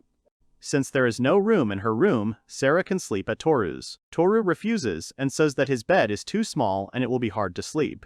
Sarah shouts at him that he is a liar because she knows that Thor can sleep anywhere. They approach Ural's house. In the border town of Dodon, at the main gate, many people see off the troops on their way. At Choya's establishment, Toru heard that all the high ranks had been sent to Bosalia for the operation to bring her back. In the Goblin Forest, the 3 of them continue hunting. Toru's every move is supported and protected by Mu's magic. They kill several caterpillars. Mu asks him in the end if he has dealt with everyone. He replies that he has dealt with them and that they are finished. He adds that hunting large caterpillars is like fighting mange, so the electric shield came in very handy. Sarah tells Mu that they need to get rid of this fur and asks her to help her make a fire. She replies that she is busy right now. She finally comes up and reaches out to the fur, before Sarah can tell her not to touch the white fur because it will itch. Mu immediately trembles and screams that now she is itchy all over. He takes Toru's hand and says with a pitiful look that she is itchy all over. He uses recovery and rids her of the itch. Mu says it's much better now, and Toru tells her that Mu should listen to Saru. Saru says that Toru is like a real father now and asks if it's time for him to get a nice wife. Toru ignores her words and tells Mu that this is great and suggests that he deal with this white fur. They make a fire, telling Mu to be careful not to get burned. Toru shows that if you stick a branch into the fire will spread to it. She takes the stick and is surprised. They load the tracks into the cart. Sarah asks if this means the cart can't handle 3 at a time. Toru says that it is a rental item, and the rank of the magic stone is too low, but it is much easier to pull on it than to carry it in your arms. Toru notices Toru's sad face and asks what is going on. Is it really the caterpillars that have caught her interest? He assumes that she is thinking about caterpillar meat and whether it is tasty, and she confirms this. Toru suggests that they get home first, and if she gets tired, Toru will carry her. Mu is happy about this. They come to the gate. Carlos is standing there and asks him where he found this little girl. He wasn't on guard just yesterday. Sarah greets him and thanks him again for his hard work. Carlos says that Sarah is as sweet as ever and asks if she would like to have dinner with him. Sarah says what a wonderful idea. They would all love to go. Carlos says there is no need for over-familiarity. Mu wakes up and asks if they are home yet. The first thing she sees is Carlos's eyes. Carlos asks what is going on. Is she not from around here? Carlos hits her in the forehead. She starts getting angry and screaming about what kind of stupid guy he is and what he's doing to Mu. Carlos says that to her he is Mr. Carlos, and she doesn't understand how he knows Mu's name and that he is very suspicious. Toru simply agrees with her. They walk on, Toru shouting at him that they will see each other again. Carlos shouts after him that they are not finished yet. As a result, the bureau gives them 2 silver and 18 copper coins. A week has passed since the group with Sarah was formed. During this time, they were able to save 5 silver coins, and he was able to save the same amount in his bank account. It's a similar story with skill points. He and Sarah have about 150 points, Mu has about 70. If they continue at this pace, the 2 of them will be able to improve their skills to level 2 within 2 months. They walk past the stalls. Mu shouts that there is so much food here. Toru explains to her that it is for sale and that she cannot try it without money. Mu, hearing about the need for money, says what savages they are. Toru, surprised, asks where she learned this word. Sarah comes with a kebab and gives it to her. She opens her mouth and takes a bite with great appetite. Sarah hands over 1 skewer and Thor. He asks where she bought them. He is surprised that she actually knows this place. Mu is happy and says that it is so delicious. Sarah tells her that there are lots of delicious things here. Silence falls. Toru looks at them. Toru suddenly says that there is a bathhouse nearby. He suggests that they go there together later. Sarah panics and says that she is not ready at all. Toru doesn't understand her and says that they are just going to wash up. Sara replies that girls, he knows, have enough worries. Toru, after a moment of silence, replies that if she says so, then they should go back. He suggests taking a mistress with them after the horses have had a snack. They eventually arrive at a building. Miu is surprised to learn that it is a bathhouse. The girls leave separately. Toru says that they will see each other later. Miu starts to resist. Sarah says that the girls should go the other way. She screams that she wants to go with Toru. They end up changing clothes. Uriel tells them to wrap a towel around themselves. While Sarah was giving the towel to Miu, she immediately disappeared. Miu is standing by the pool and says it's not that bad. She asks if she really needs to get in there. He tries to put one foot in and immediately winces because it's too hot. She angrily activates her ability and jumps into the water, screaming that she's not going to lose. Sarah grabs her from behind and tells her that they need to wash first. They sit on stools and begin to wash. Sarah and Miu are happily helping each other, rubbing their backs and pouring out water.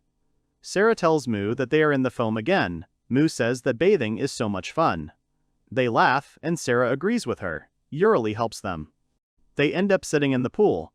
Sarah reflects that it's been a week since she returned to this world, but it feels like there's a big gaping hole left. The daily trips to the forest seem to tire her out. They certainly break up her routine, but she has nothing more to ask of the only person left who is most important to her.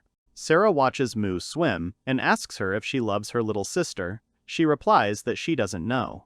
Sarah says she understands and that Sarah loves her very much. Miu says she doesn't hate her sister. Miu sees a fan and asks what it is. Sarah says that it is called a fan and that for 5 copper coins you can install a magic stone in it and it will blow for 5 minutes. They are playing around near the fan. Uriel hands them apple juice and drinks it with them. They leave the bathhouse. Uriel apologizes to Thor for keeping him waiting. He replies that he too just left. He asks if Miu behaved well. Miu starts to say that the opponent was quite strong, but she doesn't plan on losing next time. Sarah says that she feels like she was reborn, so she will try her best tomorrow. Toru tells her that it's not true because they have a day off tomorrow. Did he forget to tell her that?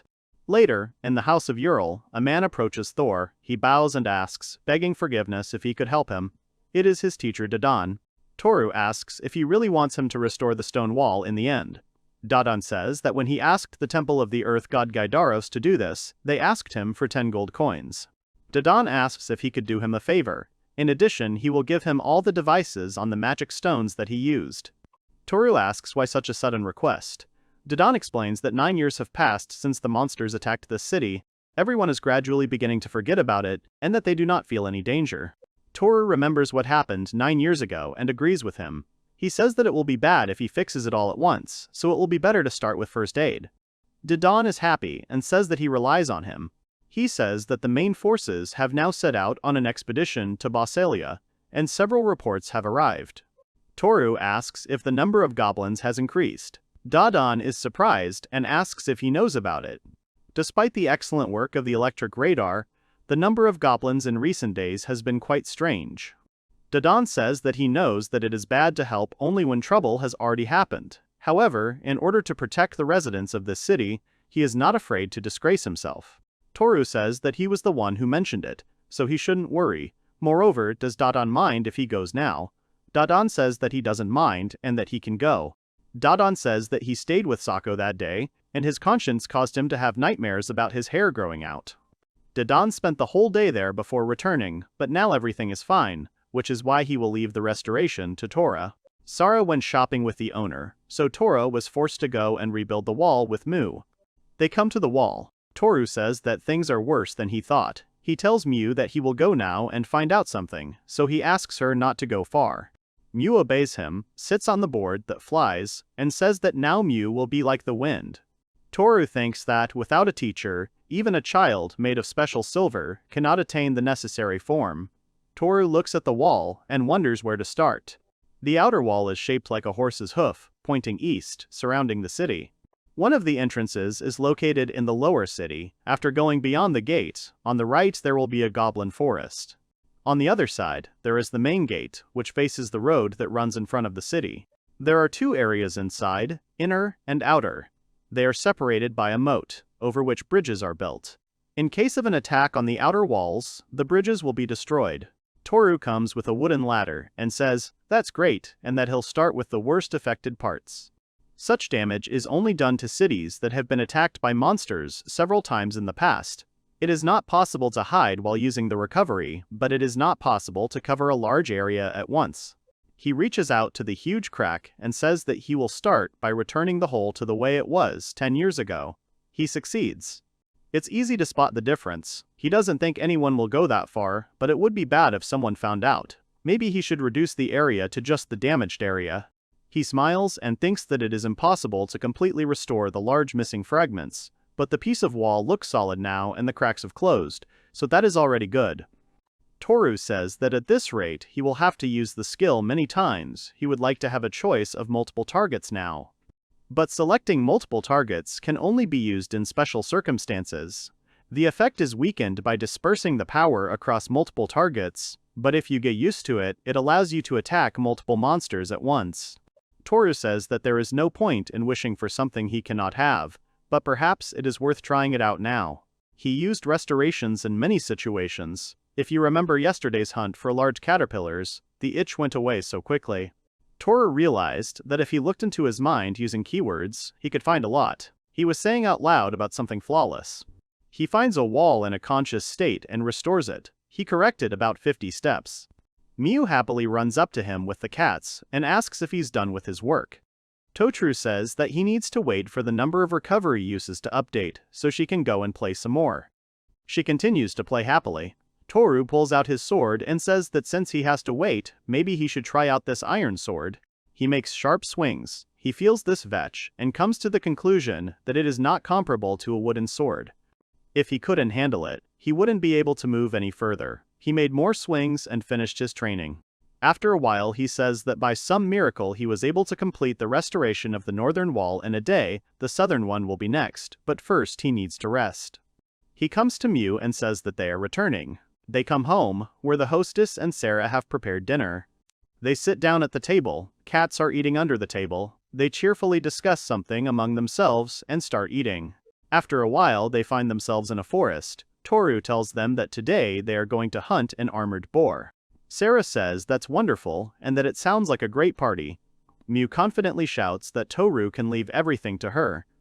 Toru explains that armored boars are huge beasts that can reach up to a man's shoulder. He is not such an easy opponent. His skill is a level 1 smokescreen, and his magic and martial arts do not do much damage. Usually, it requires a level 2 or 3 skill to defeat him, but you can defeat him by carefully observing him first. Defeating him means becoming a C-rank F.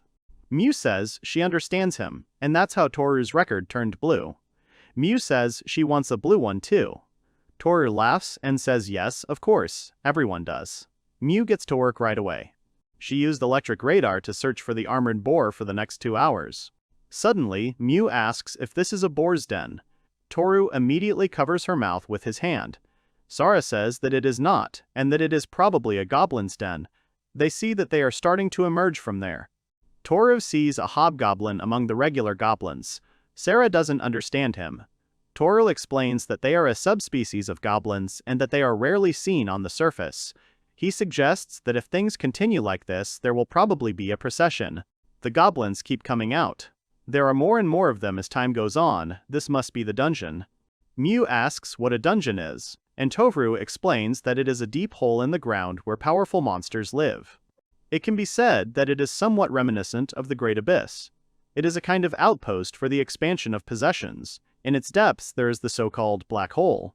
This black hole is found in every dungeon, and according to one theory, it is connected to the Great Abyss.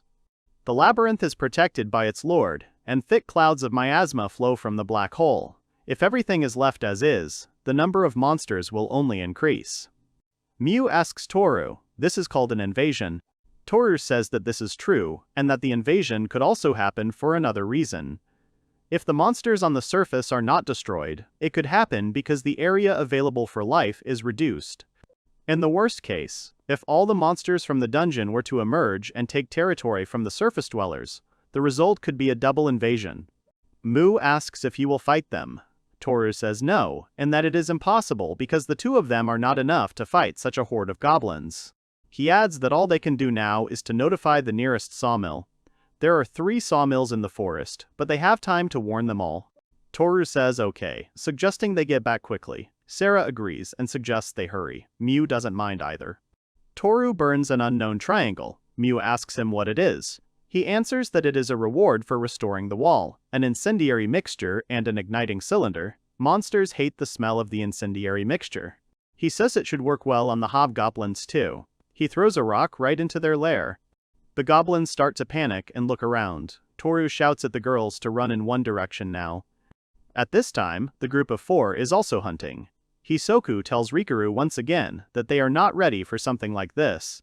Rikaru counters that it is much faster to attack. Hisoku says that they somehow managed to pull it off last time, but the next encounter might not be as successful. Rikaru tells him that he is too afraid, because without trying, there is nothing to know.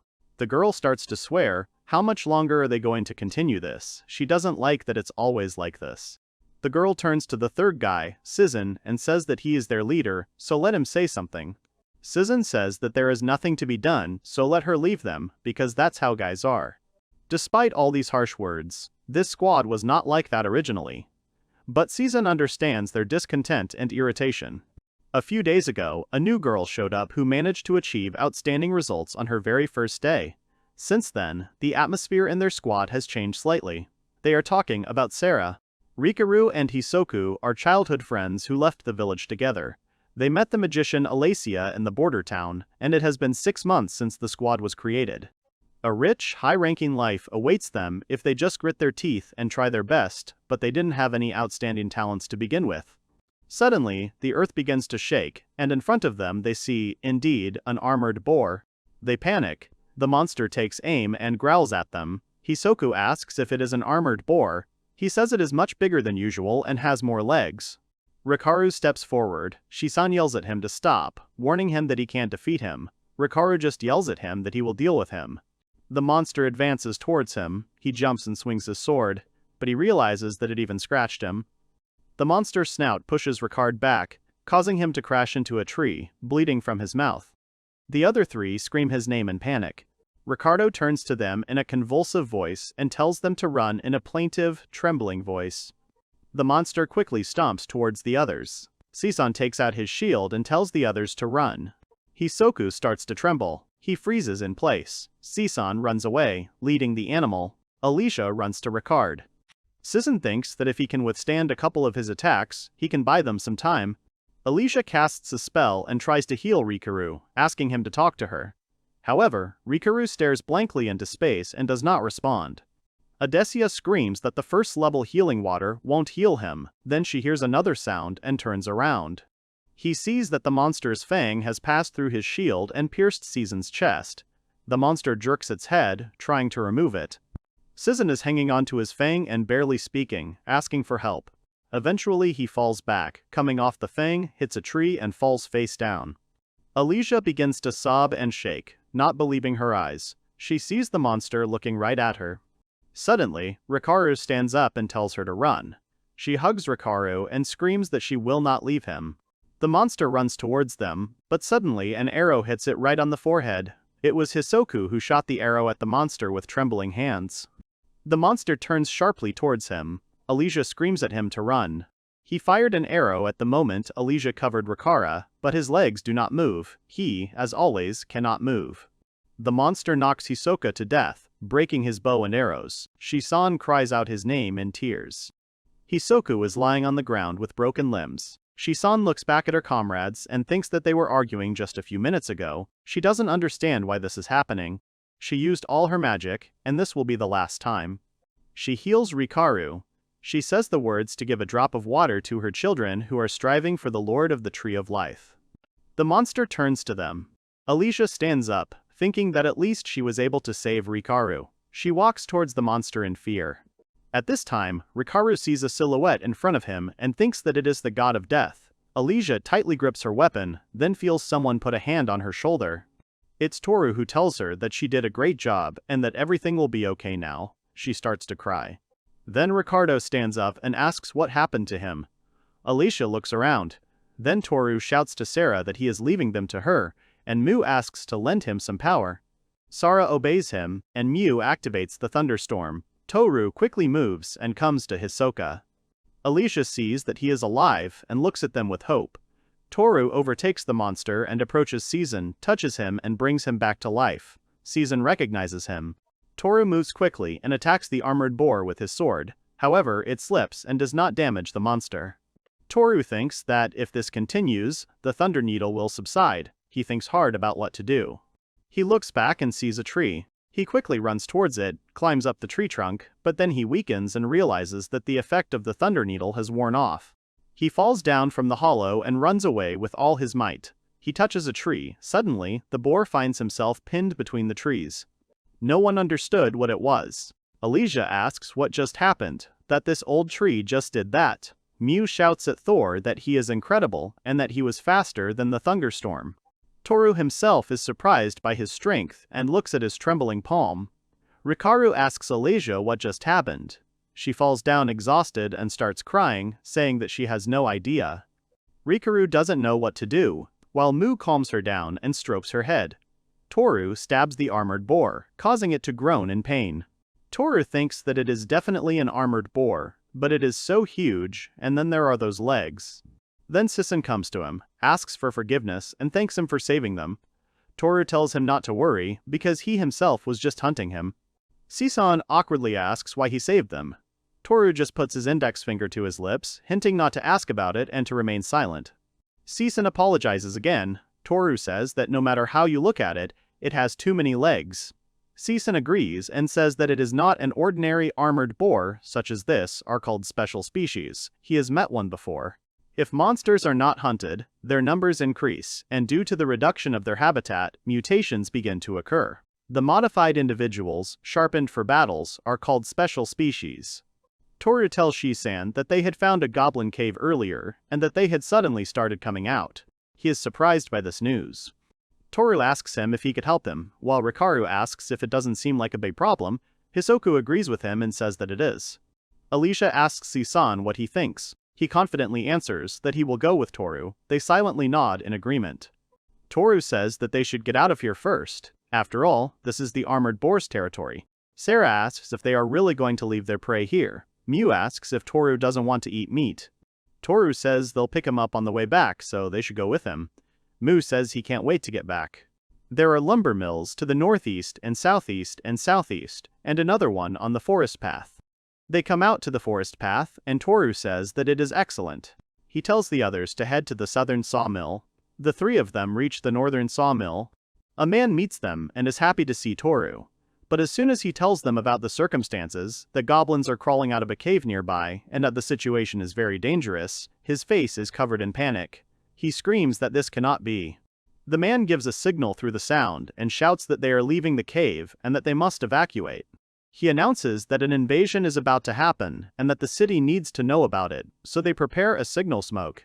Toru tells them to run and that they will take care of the rest. The man shouts along the way that they are relying on them. They see the second signal from afar, and Toru realizes that Sinan's group also succeeded. The man shouts that he can already see the wall, so they don't have time to rest. They are already close. Toru thinks they told them, but there's no blue smoke signal from the watchtower. Half of the guards were sent to Bosalia as well. That definitely had an effect. Toru tells the girls that Uriel is 100 times stronger, so he wants them to stay with her. Mew looks at Toru sadly. He says that Toru needs to take care of something, so let her be a good girl and wait for him. Mu asks if she can come with him. Toru tells her that he will come back once everything is over, and until then he leaves Sara to her. Mu doesn't answer and looks sadly. Toru feels her cheeks and calls her a good girl.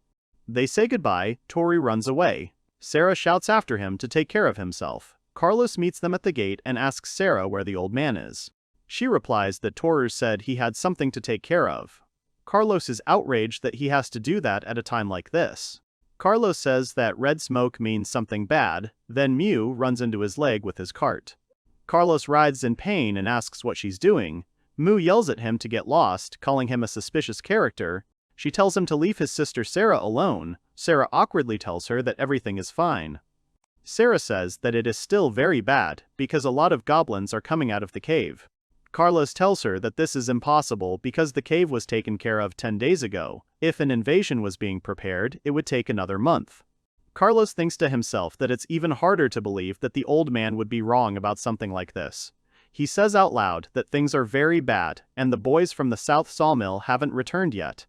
Carlos starts saying that there is blue smoke visible, so if something happened to him during his return, he suddenly starts up and shouts at Sarah to go because they need to hurry. Sarah asks him to wait and shouts that she will help him. Carlos asks what Sarah is talking about. She can't go there. He says that she is a young girl, that she hasn't been an adventurer for 10 days yet, and it could actually be an invasion, so he can't take her. Then he adds that, besides, if he takes her with him, the old man will give him a severe thrashing. Sarah remains where she is, thinking that she could at least show people the way through the forest. Sarah turns to Mew and says that she has things to do, so could she please go home alone? Mew shakes her head and says that there is no point in even discussing such a thing. She does not understand what she is talking about. Mew tells her that Toru was entrusted to her by her sister Saru, so it's Mew's job. They both end up going into the forest to help people. Sarah points the way to the outer gate. Other people run in panic, shouting to hurry or they will be caught. Sarah asks one of them what happened. The man sees her G-rank badge and tells her to get inside as well because there's a huge boar in there. He thought they were done for. Another adds that it was their fault. They did not believe the 4 who came to warn them, so they were late in escaping. Another says that in the end, one of them had a hole in the shield, but when they saw the smoke signal from the second point, they realized it was true and fled in panic. When they had already seen the outer walls, they were attacked by a huge boar. The 4 who accompanied them were forced to attract its attention to themselves, so that they barely managed to escape.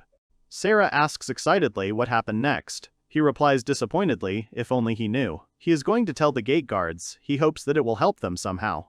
Sarah wanted to say something, but the man interrupts her and says that they can blame them if they want, but that's the job of adventurers. Sarah says how upset she is when she can't do anything. Mew says that she doesn't feel anything, that she's just following Toru's instructions. Sarah smiles and says that Mew is a very good girl. She starts to stroke her head and notices a cowlick in her hair. She touches him. Mew reacts with a scream. Sarah apologizes and asks if she is in pain. Mew replies that no, everything is fine, it is just a strange feeling for her. She starts to scratch this little curl and laughs, asking if she likes it, and Mew herself really enjoys it. Mew tells her that she can continue to do this. Sarah examines her head and says that there is a second one. Sarah asks Mew to tell her if it is true that they get along very well. Mew replies that it is so. Sarah squats down and asks if she can try that same union. She asks him to look here because her appeal is undoubtedly becoming more useful. She wishes she could find a good way to express her love. Mew asks if Sarah will hate her when they become one, and she assures him that she won't. Mew asks if she won't get angry even if it's unpleasant. Sarah replies that she won't get angry at all. Suddenly, people run out of the trees in panic, followed by an armored boar. They become wary. The monster was about to attack one person, but then Sarah uses the appeal, after which the monster hits the barrier, breaking its face. Sarah screams at the man to run as fast as he can. He thanks her for saving him. The monster slowly gets up. Sarah grabs the rope of the cart and tells Mew to hold on tight. They run away. Mew shouts to everyone that the boar has stood up. Magic stones start pouring out of these sleds. Sarah thinks to herself that there is no time to worry about the magic stone. They all run with their last strength to the gate. The guards shout at them to run faster, and that they are getting closer. They panic, because the monster is almost catching up. They cross the threshold. Sarah breathes a sigh of relief and tells Mew that they have succeeded, but Mew is not in the sleigh.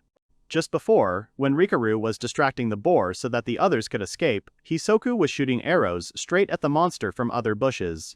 Sinon was hiding by another tree, preparing his weapon. He recalls Toru's words that the improved version of the armored boar has more legs, so its speed is also improved, which makes it difficult to make sharp turns. Sinon throws a rock at the boar, thinking that by using this factor as a shield, even they can dodge it. Sinon admits that it is still impossible for them to fight face-to-face with an armored boar, so all they need is to buy some time to allow the sawmill workers to escape, and then survive themselves. Suddenly, Carlos appears before him, apologizes for keeping them waiting, and says that he will take care of him from now on. The other 3 come out of the bushes and rejoice at Carlos's arrival. The monster advances on him, but Carlos wounds him in one leg and then the other, and the last spear plunges right into his mouth. Carlos says that now is not the time to open up his huge pig snout. He says that this is the end and throws his spear at the monster. Suddenly, an electrical flash is activated. Surprising Carlos, his spear is electrocuted and hits the entire face of the monster, leaving nothing of it. Carlos smiles, and the other kids come up to him. Carlos says that the invasion was just a rumor. He tells them to get out of here, or they will be late for the festival. Meanwhile, Sarah is frantically searching for Mew. She asks the people if they have seen a child here. The man replies that he has not seen her since they passed through the outer gate. Sarah panics and hits the gate. Fear stops her and asks what she is doing. Does she really want to kill them all? Sarah says that Mew has disappeared. Rikon nudges her and speaks as if he cares. He locks the gate and Sarah asks him to wait. Rikon tells her that she can die if she wants to, but not to drag them into it. Sarah says that Mew is still outside. Rikon shouts at her, so she wants to open the gate. Let her not be so reckless. Even a stupid person can understand what will happen if she opens the gate. Besides, it's too late because most likely she died a long time ago. Other people intercede and shout that they remember his name. They warn him that he had better watch his language. Another screams that he tried to close the gates even though he knew they were still there. Rikon tries to justify that he was trying to save the city. He is told that his job is to fight monsters. They are indignant and say that this lady, Sarah, protected them. They shout at Rikon that he is paid very well, so let him do his job properly, and he just lies around all day. The second one shouts that he is a former adventurer, so he should be able to deal with that boar on his own. Rika stutters that no, he is only a shield bearer, so he can't handle it on his own. Rikon suddenly runs away from the gate. The townspeople chase after them. Sarah suddenly hears Mew summoning a thunderstorm. She stands up abruptly and knocks on the huge gate, asking Mew if she is there. Sarah only hears her words about protecting her little sister. Here Sarah remembers the words that Toru entrusted Sarah to her, and that when the gate was closed, Mew herself jumped off the sled to make it lighter, which is why not a sound was heard. Sarah begins to tremble and cry. Regretting, she says that it is all because she did not listen to Thor, all because she did not go to the city from the very beginning. Sarah begins to shout through the gates to Mew that she has a request. Can she listen to her, just for a little while, just this once? She wants to become one with her. They hear the sounds of battle. Sarah screams, begging her, because if this continues, she will die. Sarah realizes that Mew is now using his electric spike, and that she has not yet given up and is trying to survive. Sarah yells again that there are still so many fun things they haven't done. They still haven't tried all the food stalls menus. She wants to go to the bathhouse with her again and stroke her curls again. Suddenly Mew asks Sarah if she is talking about those things she ironed. Sarah says yes, those are the ones, and that she will iron her as much as she wants. She asks again if she will hate her when they become one. Sarah screams that will never happen because she has no reason to hate her. Mew asks if Sarah will be sick of her and if she will be cruel to her. Sarah screams that this will never happen. Mew says that when her mother was cruel to her, she cried all the time. She remembers her mother. Sarah says she would never say anything like that and would never be cruel to her. She tells her that Toru has always been there to save her and that now it's her turn. If Mew wants to go somewhere, she'll be there and take Toru with her. With tears in her eyes, Sarah tells Mew that she loves her very much. After a while, a small smoke appears under the gate. Sarah catches on and starts digging too. She scoops up dirt and throws it aside, shouting her name over and over again. Finally, she reaches out and feels Mew's palm. Sarah reaches out, calls for Mew, and finally touches her. After touching her, she is overcome by a strange sensation. Now Sarah sees what Mew sees. A boar is approaching her at great speed. Sarah immediately uses the appeal. The monster hits the barrier. Blood comes from its mouth.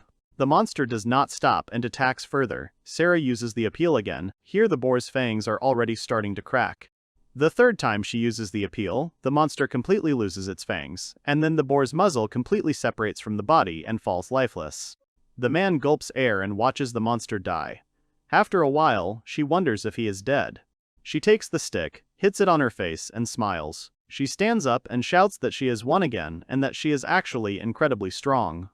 On the other side of the gate, an exhausted Sarah thinks to herself that it was she who defeated him. She falls to the ground, unconscious. An hour and a half after the smoke signal was noticed, Harrison's flag was raised on the clock tower, and the guild members began to gather. Due to the large number of high-ranking adventurers heading out to retake Posalia, a squad of ranged fighters and gatekeepers took up defensive positions on the wall. The squad numbered about 30 people in total. Another 40 adventurers formed a close combat unit. They came out of the gate to carry out a counterattack. Gatekeepers below E rank and a large number of low-ranking adventurers took up positions in the city square in case the defense of the gates or walls were breached. One of the commanders announces to everyone that a large number of enemies have been detected at the northern gate. They look down and see numerous goblins riding on armored boars, with caterpillars and other creatures crawling around separately. The boars furiously smash into the wall. The slugs and caterpillars stand against the wall so that the goblins can get up. Someone bends down and shouts that he will deal with these terrible goblins. The second shouts at him not to be so reckless and not to stick his head out like that. The next second, the goblin throws a stone straight at his head, causing him to die from the explosion. Slugs grab people by the legs, they panic, they pull people down and finish them off at the bottom. One shouts that they haven't been in a real fight for a long time. He suggests cleaning up here. He shouts that the enemy outnumbers them, so they shouldn't hold back. They must stop them with everything they have. They obey him. To deal with the superior numbers of opponents, several mages combine their spells. The earth mages used a magnetic earth shield to create shields from the stones thrown by the goblins. Taking advantage of this, the archers began to shoot. And behind the defenders of the walls, the support squad played a song of valor in order to increase their fighting spirit and not allow fear to shackle their hearts. Fire and lightning mages cast their spells to thin out the goblin hordes. Suddenly, slugs fly at them, one shouting that they are using caustic bullets. Someone groans in pain. He says that it seems they got tired of waiting and finally decided to show themselves. These are hobgoblin shamans. Archers shoot using a tracking arrow, so they can't hide. The arrows kill goblin mages by hitting them right in the head. The commander shouts that this is excellent and that he is leaving a melee unit on them. The soldiers are now attacking from below on the goblins themselves. People kill the monsters one by one. Then Dodon steps forward in armor. People say that you can't tell who the real monster is here, which is to be expected from their boss. He uses roaring lightning. People start to panic that they might get hit too. He shoots lightning, killing all the monsters, including the boars, in one hit. A huge hole forms in the ground. One of the soldiers says that he really did overdo it. Another shouts for everyone to get back behind the walls before the rain starts. It starts to rain. Dodon puts his hand on the wall. Dodon shouts that somehow they were able to hold them all back. According to Thor's report, only the northern wall had been restored, and it was this that the monsters decided to attack. Concentrating their attack on a strong fortified part of the wall, he is sure that the hobgoblins are much smarter. Then it dawns on him that, besides, their leader was nowhere to be seen. Daiden tesks and says that it was just a diversion. He lifts his head up to the sky. Shortly before the battle for the northern wall, Toru is busily heading out somewhere with the thought that he needs to rebuild as much of the southern wall as he can. On the way he notices some rustling. He looks out cautiously and sees hobgoblins walking in groups through the forest. Toru wonders why their tracks are here, why the goblins, who should have immediately headed to the wall, would hide in the nearby forest. He understands that the battle at the northern wall has already begun. He thinks about what he should do. Maybe he should go back and call for help. He backs away from this idea because, if that is the hobgoblin's real goal, it would be too late to run to the north wall. He remembers the events of 10 years ago and says that he will not allow this to happen again. What he doesn't want to lose more than anything is that lucky dinner table. Then he notices that the goblins are starting to break down part of the wall. Probnus pervert. Probnus is a distraction. He clenches his fist. He wonders if he can defeat the hobgoblins near the forest without disturbing those working at the wall. When he tried to immobilize that armored boar, even after the lightning needle's effect ended, he was still able to move at high speed for a while. He still remembers the feeling of every cell in his body pushing itself to the limit, but can he repeat it? He takes out his sword and decides he has to try. He comes out of the bushes screaming with his sword, catching the goblins off guard. Toru makes several swings with his sword, decapitating several goblins. He immediately hides behind a tree, as there are many of them. His hand trembles from the strain, but after he recovers, he comes to his senses and thinks that at this rate, he can deal with them. Suddenly, he starts to feel a scary dark aura. He wonders if it is the one who ordered his troops to attack the northern wall as a diversion, leading the surprise attack on the northern wall. Is this the hobgoblin leader? Toru realizes that their strongest warrior has entered the scene. At this time, the wall falls, the goblins have broken through. Toru understands that at this rate, the city will not be able to withstand an attack from two sides. He walks towards them, the goblins notice him and turn to him. First he takes the head off one. Toru touches the wall and restores it again, surprising the goblins and enraging them. Thor is surrounded by numerous goblins. He realizes that about 10 of them have broken into the city. The goblins attack him, he swings his swords, depriving them of their heads and limbs one by one. One of the goblins wounds him anyway. He tries to restore his body with a trembling hand, but one of the goblins runs towards him. The goblin takes Thor's sword and plunges both swords into his stomach at the same time. Thor's mouth bleeds as he raises his hand and plunges his knife into the eye of one of the goblins. While the other is shocked by the actions, Toru pushes him, kicking him in the chest. The goblin falls back. Toru takes the knife stabbed into his stomach and removes it with a scream, coughing up blood. The goblins watch him closely and are horrified when they see that the wound has healed and there is no blood left. He still fights and beheads goblins. A speech is made asking the ice god to grant those who sinned against his will eternal rest. Someone was summoning the ice sleep spell, which is used by members of the Ashen clan. The spell distracts its targets and puts them to sleep for a while. The goblins fall asleep. Toru realizes that only one person in the city can use this kind of ice magic. Uriel approaches him. While all the goblins are sleeping in an upright position, the mistress smiles and congratulates Thor on his return.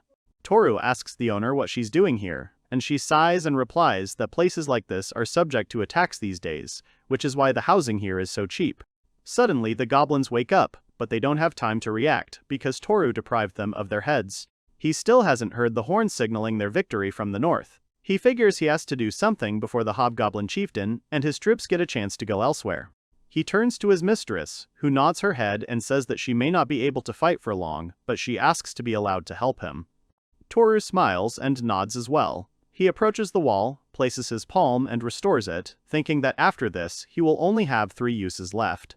The goblins break down the wall again and swarm in. They turn to see Uriel casting another spell, telling them to find peace. While they are all hibernating, Toru kills them on the spot.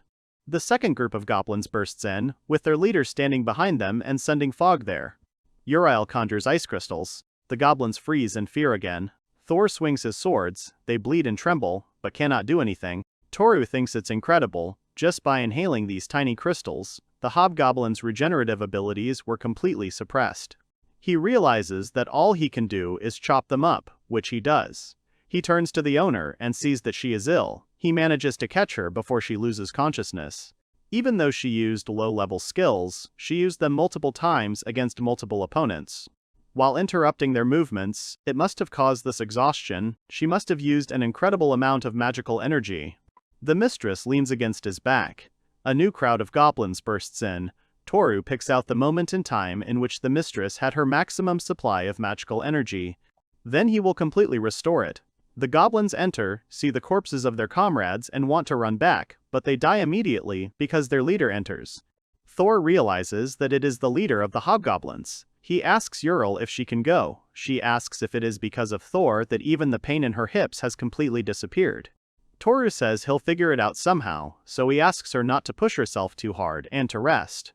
Uriel says that it usually takes 5 F-rank heroes to defeat the hobgoblin chief. Doesn't this look like the test you have to pass to become an E-rank hero? Toru tells her not to worry, he'll be fine. He asks her to just watch from a safe distance. Uriel says she understands him, so she'll leave him to Toru. Uriel leaves. The hobgoblin leader begins to growl. Toru is shaking all over with excitement. He looks at his body and thinks that this skin is like armor, and also, it looks like he is wearing bear fur. He wonders if that steel blade can cut through it. The monster attacks him. Toru comes to the conclusion that he will just have to aim for its head or the edges of its limbs. The monster swings his weapon. Toru manages to dodge and attacks him in response, hitting his face with his sword.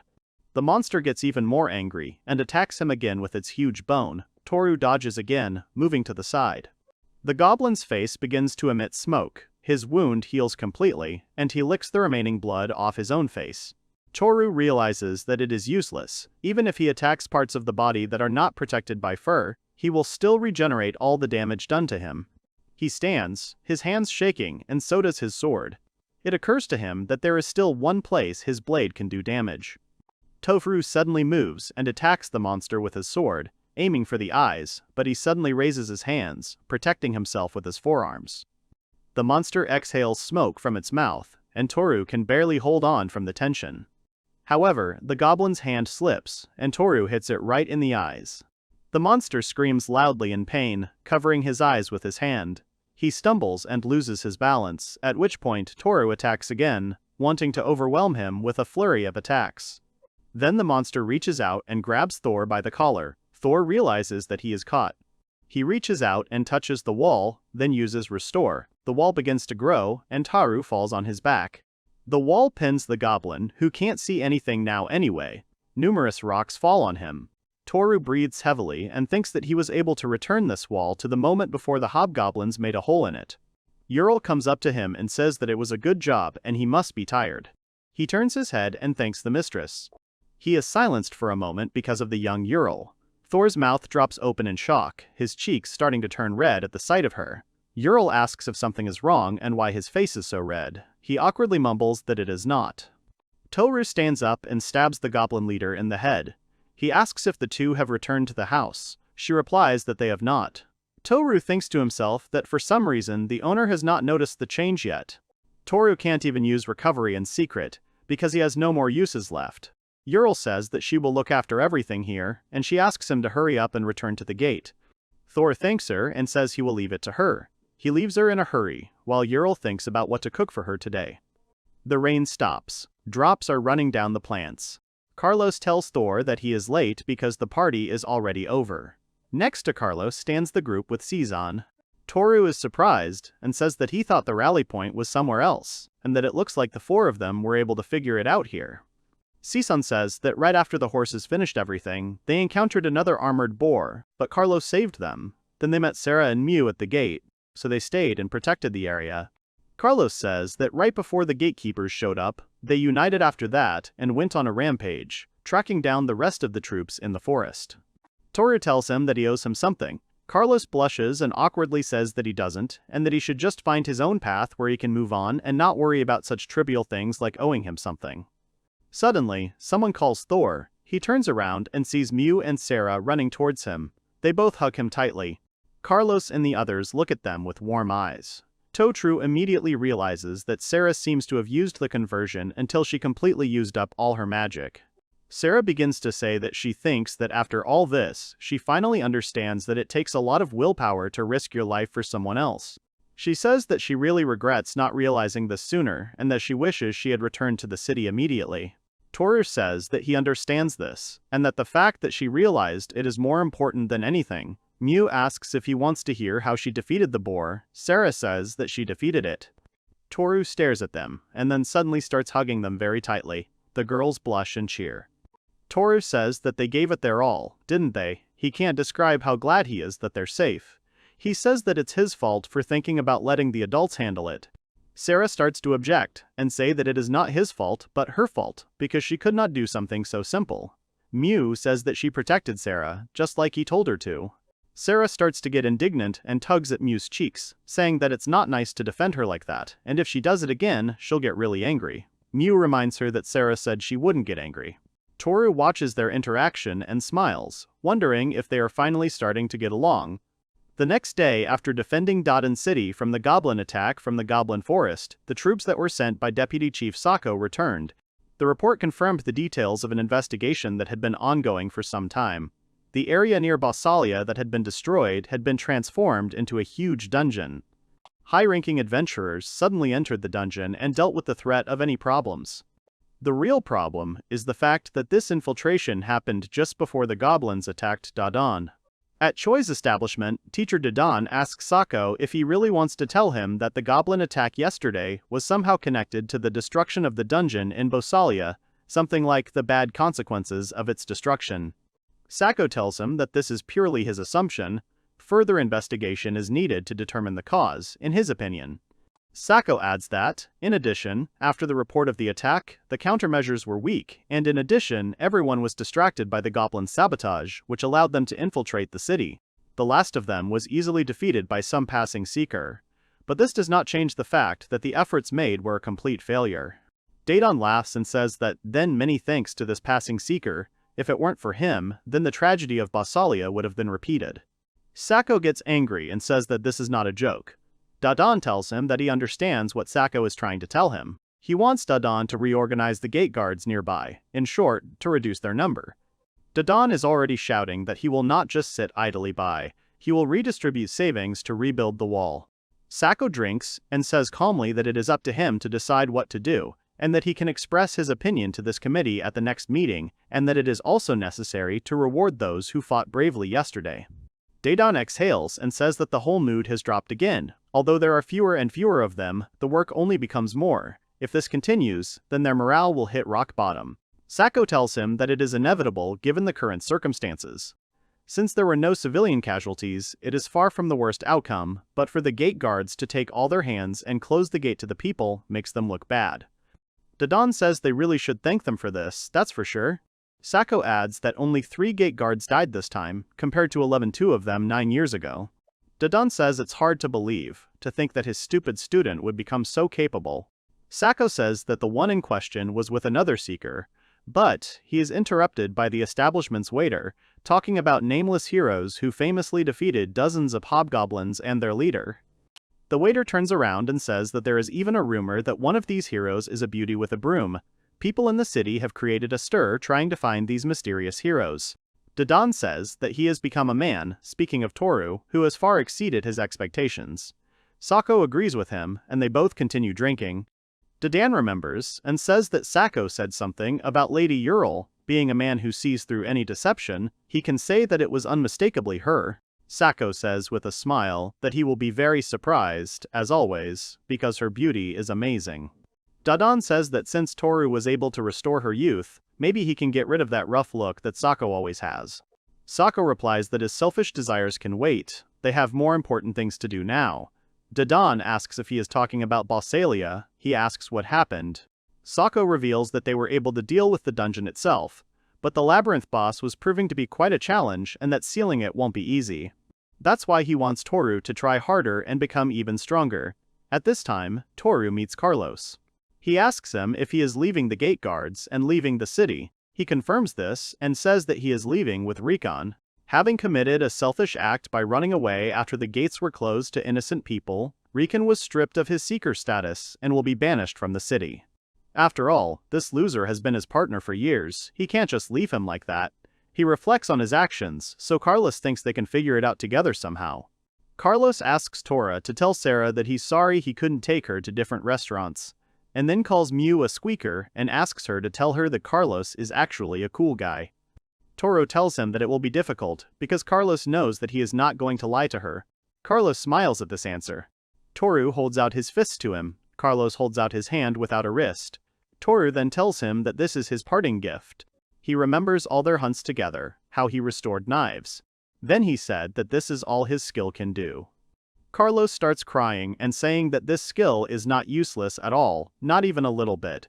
He thinks it's an amazing skill. Carlos's arm is restored. He sees his hand. Toru turns and walks away from him. Ural is grilling meat. Mew and Sarah are delighted. Mew asks if it's a meat party tonight. Sarah tells Thor that it's amazing and that the meat is so thick. Ural says they have other boar dishes too, such as roast ribs with white beans, new round potatoes and onions. They also have minced meat skewers with a softened, strong-smelling filling. Ural says there's plenty left, so she asks people to eat heartily. Yesterday, Toru accidentally returned the mistress to her youth, but it would be awkward to turn a woman who had regained her beauty and health back into an old woman. Besides, when he accidentally asked her about it, he came to the conclusion that she liked it very much. Mu wishes everyone a bon appétit. Everyone starts eating. Sarah and Mu simply fly away in pleasure from the taste of the food. Everyone eats, not only them, but the cats also enjoy the meat under the table. They finish eating. Sarah says that she has eaten too much, and that she can't even take a step. Toru tells her that it's because she got carried away and ate 5 whole plates of food. She ignores his words. Ural says she hopes they enjoyed her cooking. Toru thanks her for the incredibly delicious dinner. She replies that it was a joy to her. It was her gift to him in honor of the victory over the 2 armored boars, and that their blue adventurer tokens are proof of this. Miu says that it's unfair because she's the only one who doesn't have a blue token. Toru tells her not to worry about it because she'll be able to get F rank very quickly, after all, she's the strongest of them. Miu smiles and says that it is true. Ural says that it is a pity that his promotion to E rank was delayed, since he defeated the Hobgoblin Chief, even if the dungeon itself was not conquered. Toru says it's unfortunate that he missed the chance to get a skill for conquering a dungeon, but he's happy that he didn't end up standing out too much. He adds that, in addition, he did not allow the monsters to invade the city and got 2 gold for it. In addition, the skin obtained from the armored boars can be used to make new equipment. He believes that he is gradually moving forward.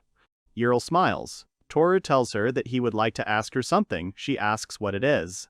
Toru says if she doesn't mind, would she like to join their squad? Sara and Mu immediately become happy. Ural looks back and says that she is very grateful to him for the invitation, but an old woman like her will only delay them. Toru then asks if she has another problem. She immediately twitches. He takes her hand and says that maybe he can help her, so he asks to let him take a look. He sees all her memories and thinks that even looking at her full personal history, he doesn't see any particular problems. Then he looks down and sees some kind of black hole at the roots of her tree. He wonders what it is. It is a growth hindrance that prevents the owner from gaining skill points and suppresses the growth of magic. Ural says that it turns out that Toru has the ability to see skills without using a measuring device. Then her face changes to sadness. She says that it was because of this damned fruit that she had to leave the profession of an adventurer. She tells a story from the past, when the head of the temple came to their village. The villagers did not understand what the head of the temple could need in such a godforsaken village. Someone says that she wants to meet Ural.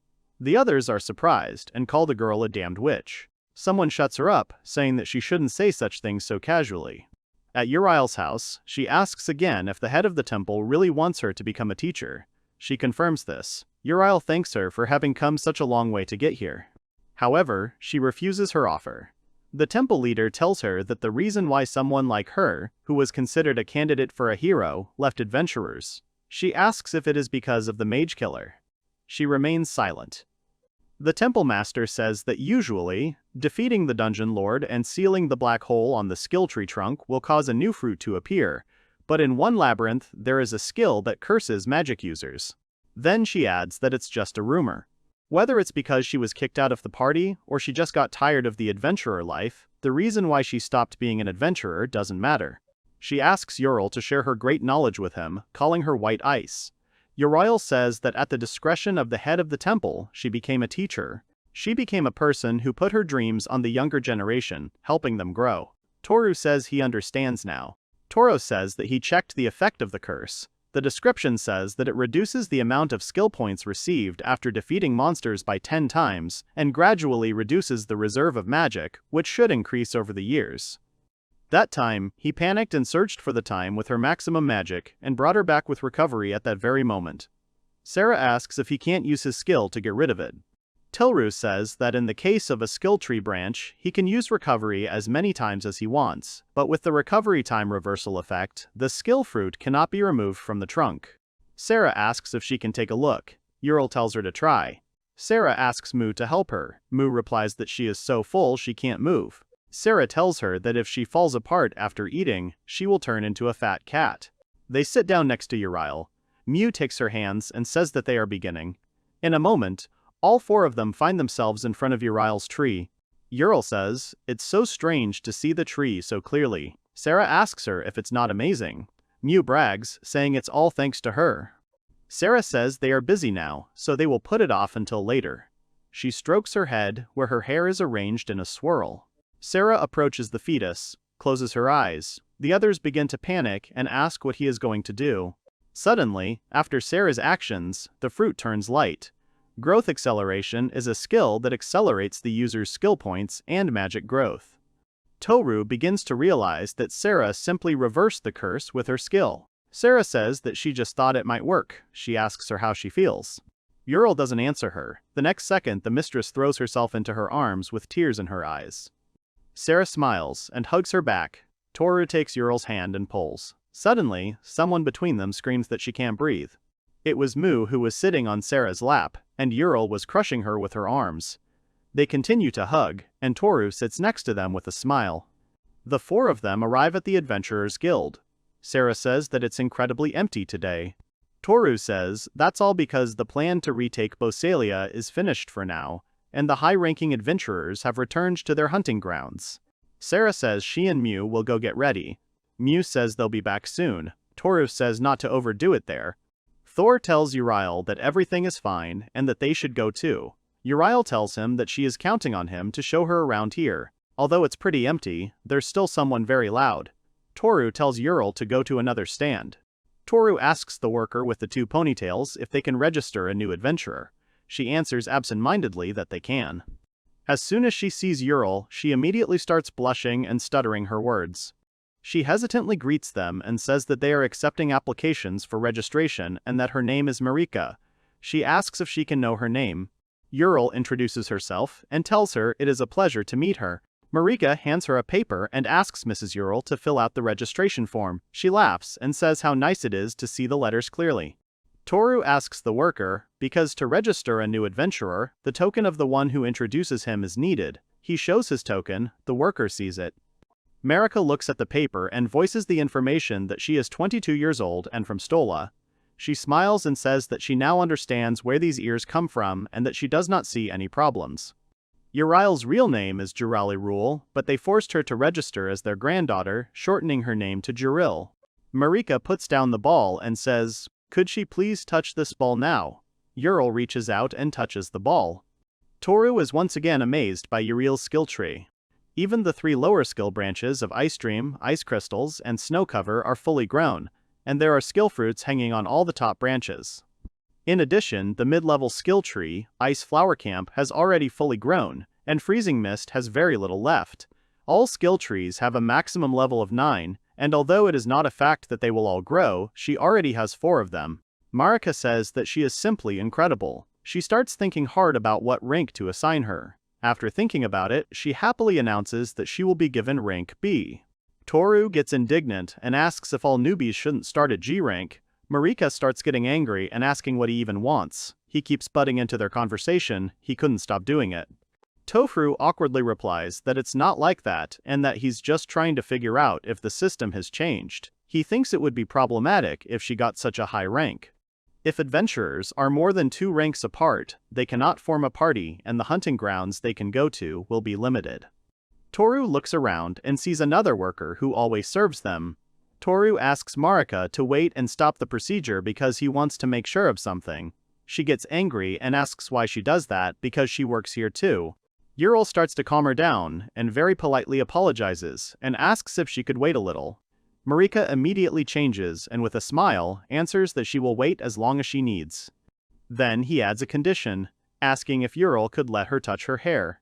She blushes, looking at Ural.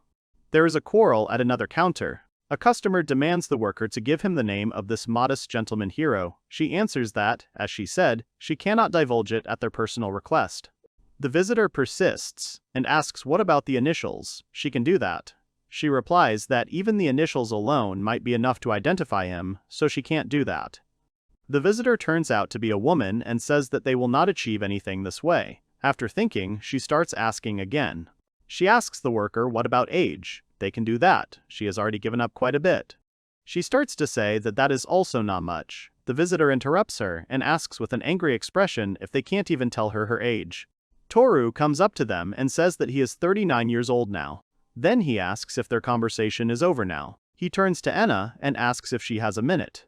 Enna asks if something happened. Toru explains that he came to register a friend, but it seems she will be receiving a higher rank. Enna asks if they have already been evaluated using the soul measurement device. Toru replies that they have already. Enna says that if that's the case, then she's terribly sorry, but it won't be possible to change her rank. Because the registration system has changed, they've made it more efficient. Depending on how the skill tree develops, you can get a higher rank. Toru thinks to himself, how careless it is. After using the measuring device, he can't even restore the hostess's skill tree. Another man in uniform then intervenes and apologizes for this. He says that he believes Toru wants to form a squad with the lady he brought. This is the head of the support squad, whose name is Shika. Toru says that's pretty much what he wants. He adds that it would be great if they could lower her rank a little. Shika says that they can't change their mind too much, and the most they can do is give her a C rank. Toru muses that if that happens, they'll need at least an E rank to form a squad. Shika smiles and says that if his squad gets promoted, there won't be any problems. He tells that the Goblin Cave, which is the test to get promoted to rank E, is currently unconquered by any squad. If they want, they can give them priority as the squad that discovered it. He asks what Toru thinks about it. The Goblin Cave that caused the Goblin invasion, even though the monsters were defeated, the cave itself has not yet been conquered, since several days have passed since the victory over the Labyrinth Lord, the Hobgoblin leader. He should have already been reborn. Toru tells him that he understands and that they will do so. The girl who demanded information about Toru from Enna asks if he is the mysterious hero. She adds that he is older than she thought and asks if he is trying to prove himself before retiring. Toru asks her for forgiveness and says that he lied. The girl is surprised and asks if that really happened. The guy behind her tells her that this is probably a lie too. The girl, confused and angry, asks if it is a lie or not. She says that, whatever it was, she was just curious about what a man who gave up a chance to become famous looked like. Toru tells her that that's the end of their business then. The girl catches up with him and tells him to wait because she hasn't finished speaking with him yet. Toru turns around and asks if she really has anything else to say. She shouts that from what she heard, he is going to try to conquer the dungeon. She challenges him to a competition to see who can defeat the dungeon lord first. The guy behind her tells her that it looks like the dungeon is quite small, so you can only enter it one at a time. She thinks about it, uncomfortably. She then tells Toru that she will let him go there first. Toru leaves with a smile and says that then he owes her. The guy behind her says that if she does that, there is a chance that a third party will win. They don't have the right to challenge the dungeon at all since they haven't finished registering yet. The girl still doesn't calm down and follows Toru, shouting after him and pointing at him with her index finger that he better be on his guard. Mew approaches Thor and asks if he wants to take a bath. The girl is surprised and blushes when she sees the child. She wonders if he is married. Sarah comes out in front of her, bows her head and confirms her guess, saying that she is his beloved wife. The girl is confused and says that they are lying because she has not heard anything about him having a wife and child. The guy asks her to calm down because he thinks that she is one of Mr. Toru's acquaintances. Sarah greets them and introduces herself, saying that she and Toru are in the same squad. Then she introduces Mu. Mu asks her if she would like to join them in the bath, and if she would like Mu to wash her back. The girl introduces herself, her name is Betiana, and behind him stands her butler, whose name is Godan. Godan says that it is nice to meet them. Toru says disappointedly that although he did not want to meet them, Mew says that if Godan wants, she wouldn't mind getting along. Godan sits down, thanks her, and asks her to accept this as a token of their meeting, holding out a piece of candy. She immediately puts the candy in her mouth and says that it is honey and that it is also delicious. Sarah and Thor are also offered candy. Betiana laughs and tells her to continue sucking her until their next meeting. She apologizes, but she has to take her leave. She calls Godan to follow her. They run away, and Toru wonders to herself what came over her so suddenly. At this time, Marika combs Uriel's hair. She says that this boxwood comb is simply superb, and that Uriel's hair is incredibly silky. Uriel tells her that although it is a little expensive, she recommends it for its incredible softness. Shika approaches them and apologizes to Uriela for waiting, carrying a tray in his hands. He hands it to her, and there is an adventurer's token lying on it. Uriel thanks them, Sarah says. The black frame looks so beautiful and mature. Mew says Grandma has become an adventurer just like Mew. Toru apologizes to her for making her wait, since he was the one who invited her. Uriel tells him not to worry, since it wasn't Toru's fault. Marika screams that she can't believe that Ms. Uriel didn't get a B rank. Shika tells her that she should get back to work right away. Toru says that they will conquer the Goblin Cave and catch up with her in no time, so he asks her to wait a little. She nods and says that she is much more patient than he thinks, so she will wait. Sarah tells her with a smile that everything will probably be ready in no time. Mew adds that if she is the one taking on the job, everything will go swimmingly. The next day, after registering with the guild, Toru and his party headed to the Goblin Cave. In order to reach rank E, they must defeat the Hobgoblin chieftain living deep within the cave and conquer it within 15 days. However, there is a reason why this will not be so easy. One of the features of the dungeon is that some types of minerals can be found in its walls. For this reason, when someone explores a goblin cave, they are accompanied by miners, and the squads are required to ensure their safety. Although the goblin cave only has about 3 underground levels, due to the constant flow of miasma, even if a hobgoblin is defeated, it will respawn within a couple of hours. Thus, the miners can only work during safe hours. They come to the goblin cave. Sarah asks Toru if it wouldn't be quicker to explore the cave while they're digging, and he replies that fighting is forbidden while mining crystals, as it could draw the miners in. They have no choice but to advance, alternating between fighting monsters and mining minerals. Toru tells the miners that they are going to explore the first level, so they should prepare themselves. One of the miners wonders if they will be safe with the squad that includes the child. Another one answers him, "Who knows, since the Adventurers Guild gave them permission, they can only wait." They pass through a dark, narrow cave. Sarah tells Thor that it is so dark that she cannot see anything. She wants to turn on the lantern. Thor tells her not to turn it on, or she will become a target for the hobgoblins. Sarah says that at this rate she can't even see where she's going. She bumps into something and makes a noise. Toru remembers something and says that she is using Mew's eyes, which are great at seeing in the dark. Mew confidently tells them to leave it to her. She uses her ability. The view opens up. Sarah is amazed, and says that they can see even in complete darkness. She thinks Mew is incredible. Suddenly, a rock flies towards them, and Toru defends himself from it by holding his sword to it. He says they showed up quickly. He looks more closely and hears sounds, then tells the girls to follow him, keeping their distance. He steps forward, deflecting the rocks again and again. He sees 2 monsters jumping at him to attack. He takes both of their heads with one swing of his sword. Another goblin throws a rock. Toru defends himself by putting the dead body of another goblin in the way. He and the body walk straight at the goblin, piercing him with his sword. At this time, the miners are enjoying drinks. One says that they won't be back for a long time. He offers the others a snack. The second supports and laughs. Suddenly, Toru and the girls emerge from the cave. The miner asks them if they have already given up and returned. Toru replies that they are done, surprising the others. Toru tells the miners that they can go now that they have cleared the first level. They don't believe him and asks if it's true, since it hasn't even been an hour. Toru shows them a handful of severed goblin ears. The miners stand there in shock, their mouths hanging open. The miner asks if it is safe now. Toru says it is, and that there shouldn't have been a single one left there. Sarah says with a smile that they did a great job of cleaning everything up. Moo says that she worked hard, so it's safe now. The head miner tells the others to get up and stop being lazy because it's time to work. Another one is indignant that this is despite the fact that he himself was talking about a snack a second ago.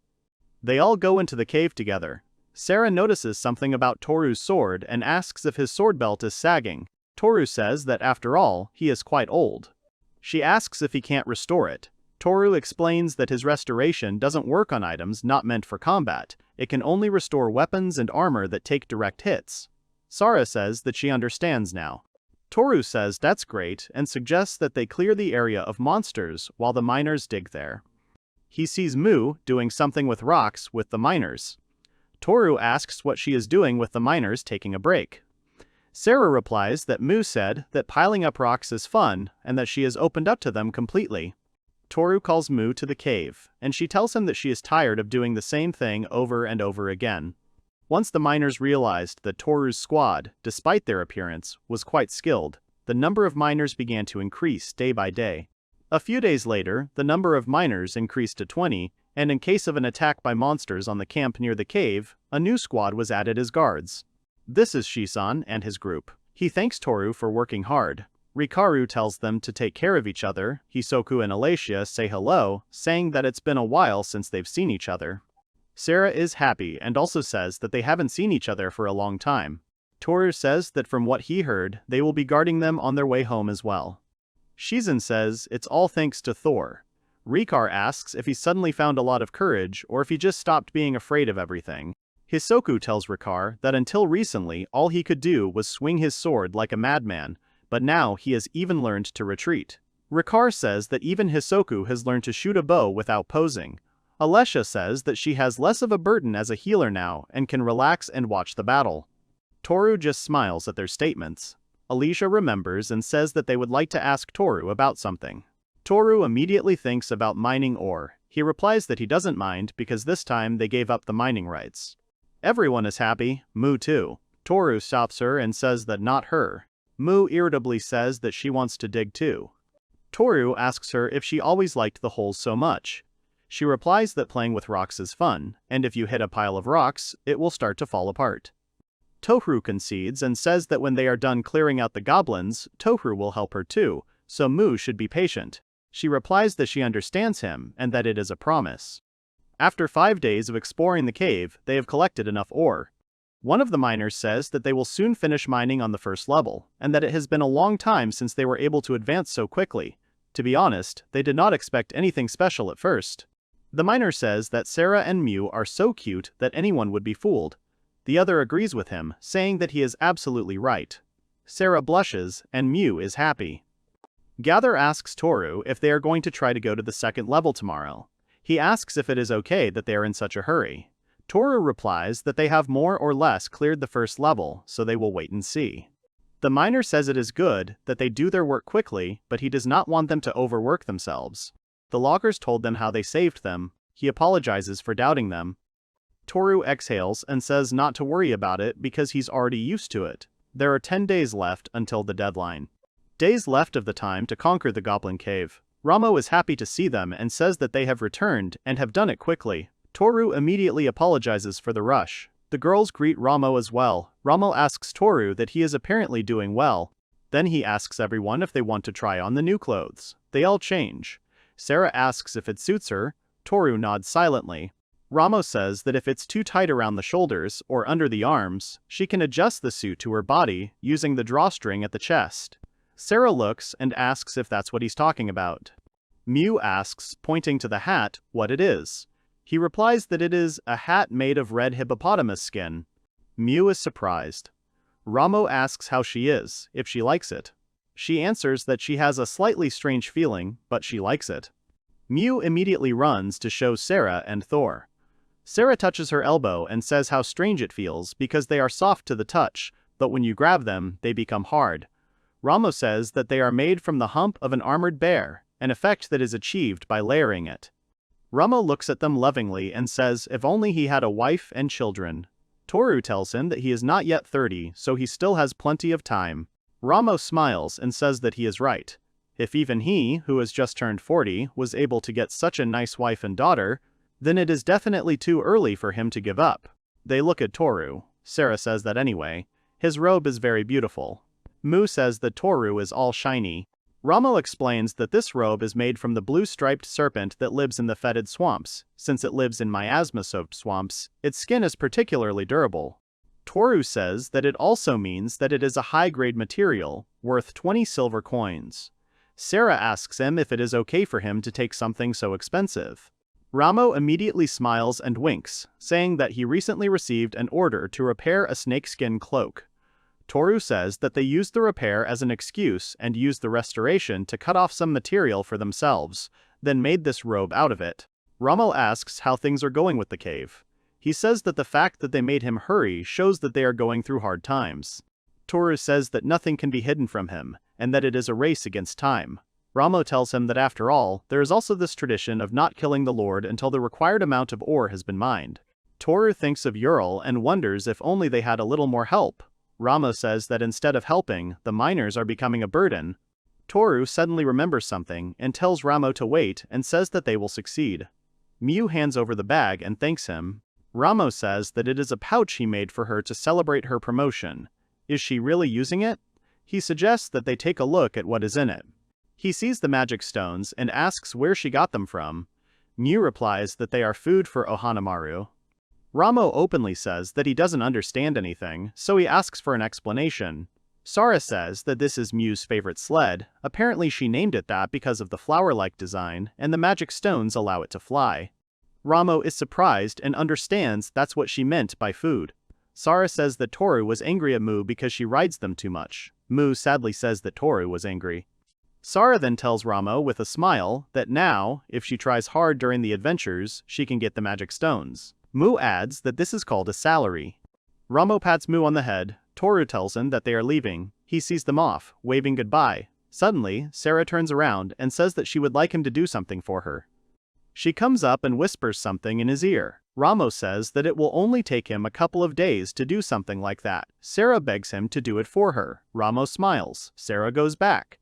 In the Goblin Cave on the second underground level, they continue to clear out. Mew uses lightning. Toru deflects the blows with rocks again and again. He suddenly attacks the goblins and decapitates them. He notices a certain blow. It is a bullet of decay. As I thought, from the second level, there are hobgoblin shamans, and their teamwork improves. He easily kills one shaman. Sarah asks what the smell is. Mu joins in.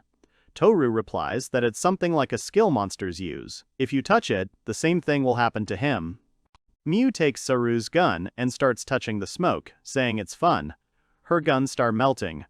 Sarah takes it and asks Toru if he is okay, if he was not affected by this strange thing.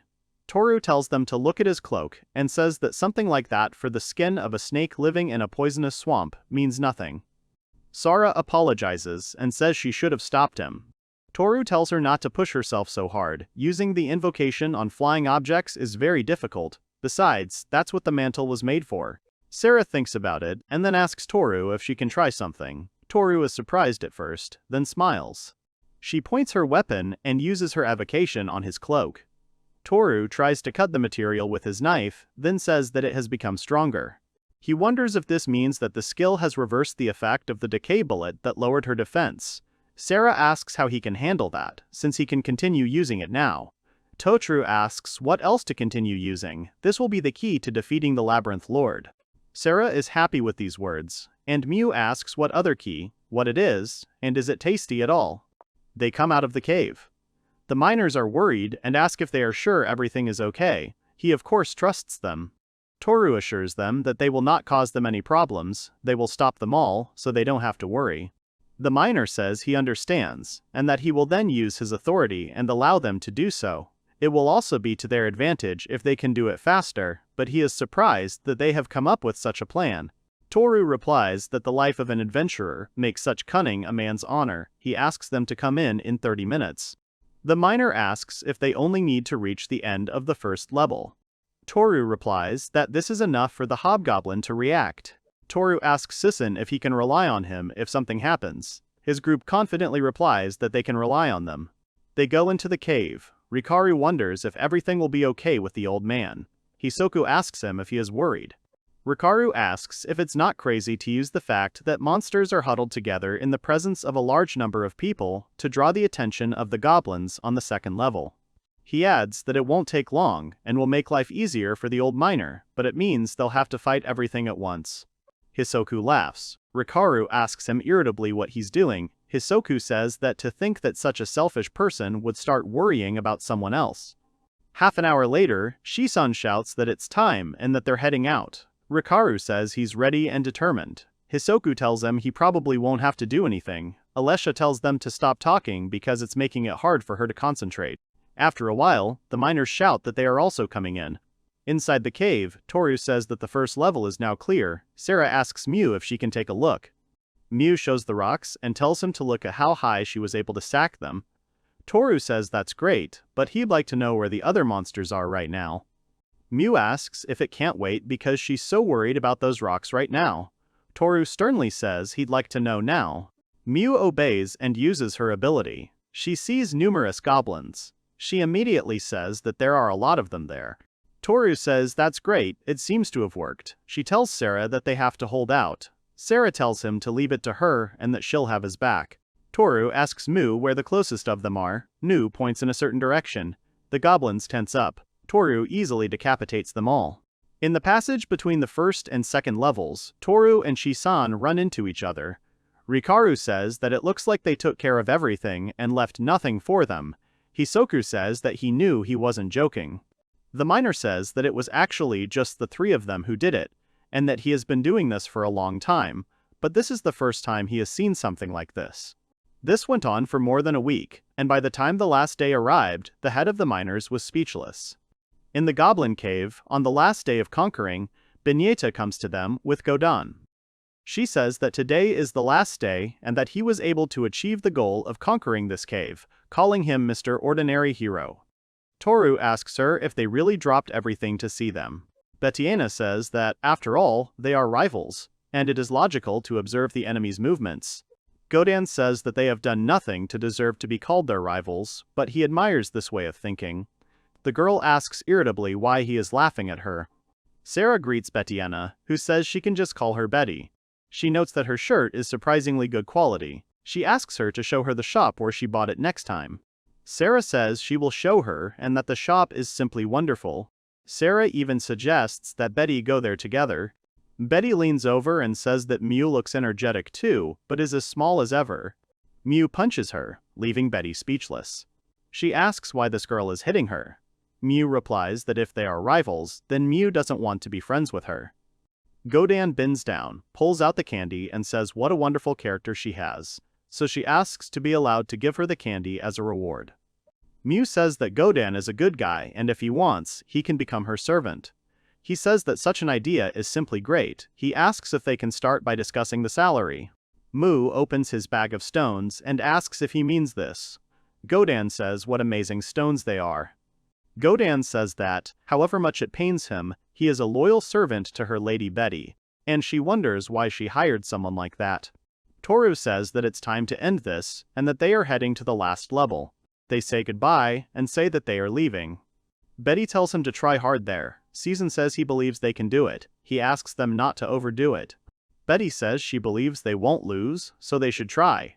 Godan tells her that those are incredibly kind words, but if they conquer the dungeon, it will mean they've lost. Betty just smiles, and tells Godan that it will just mean they will have to challenge them again. After conquering the first and second levels, which Toru and his squad had become accustomed to, and after restoring the number of skill usages, they headed to the third. They come to a strange, vast place. Toru says that apparently the third level consists of only this room. Mew notices something and points somewhere, saying that there is someone there.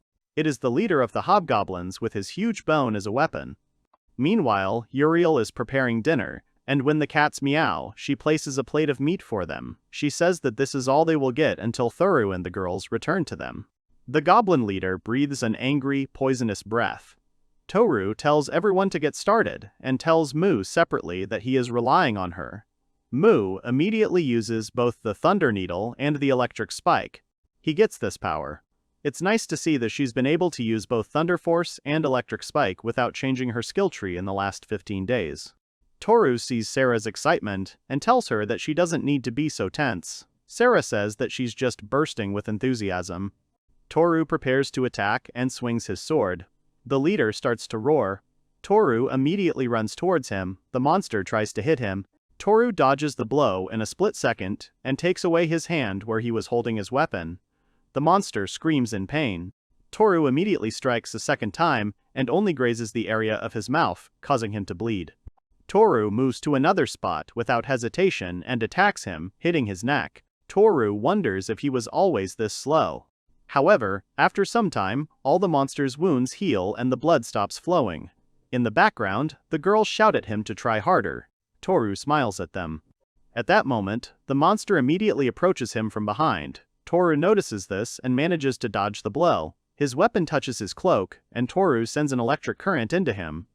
Toru thinks to himself, it worked. Using the hobgoblin's decay bullet effect, casting Sarah's appeal a few times, it was worth it. It only lasts a few minutes, but its durability surpasses even that of Dragonskin. He raises his sword, which has the same effect. The monster growls in rage and begins to attack him again, but Toru first deprives him of his head, then deals several more blows, leaving him practically without limbs. The black hole that was in the middle of the cave suddenly changed to normal ground.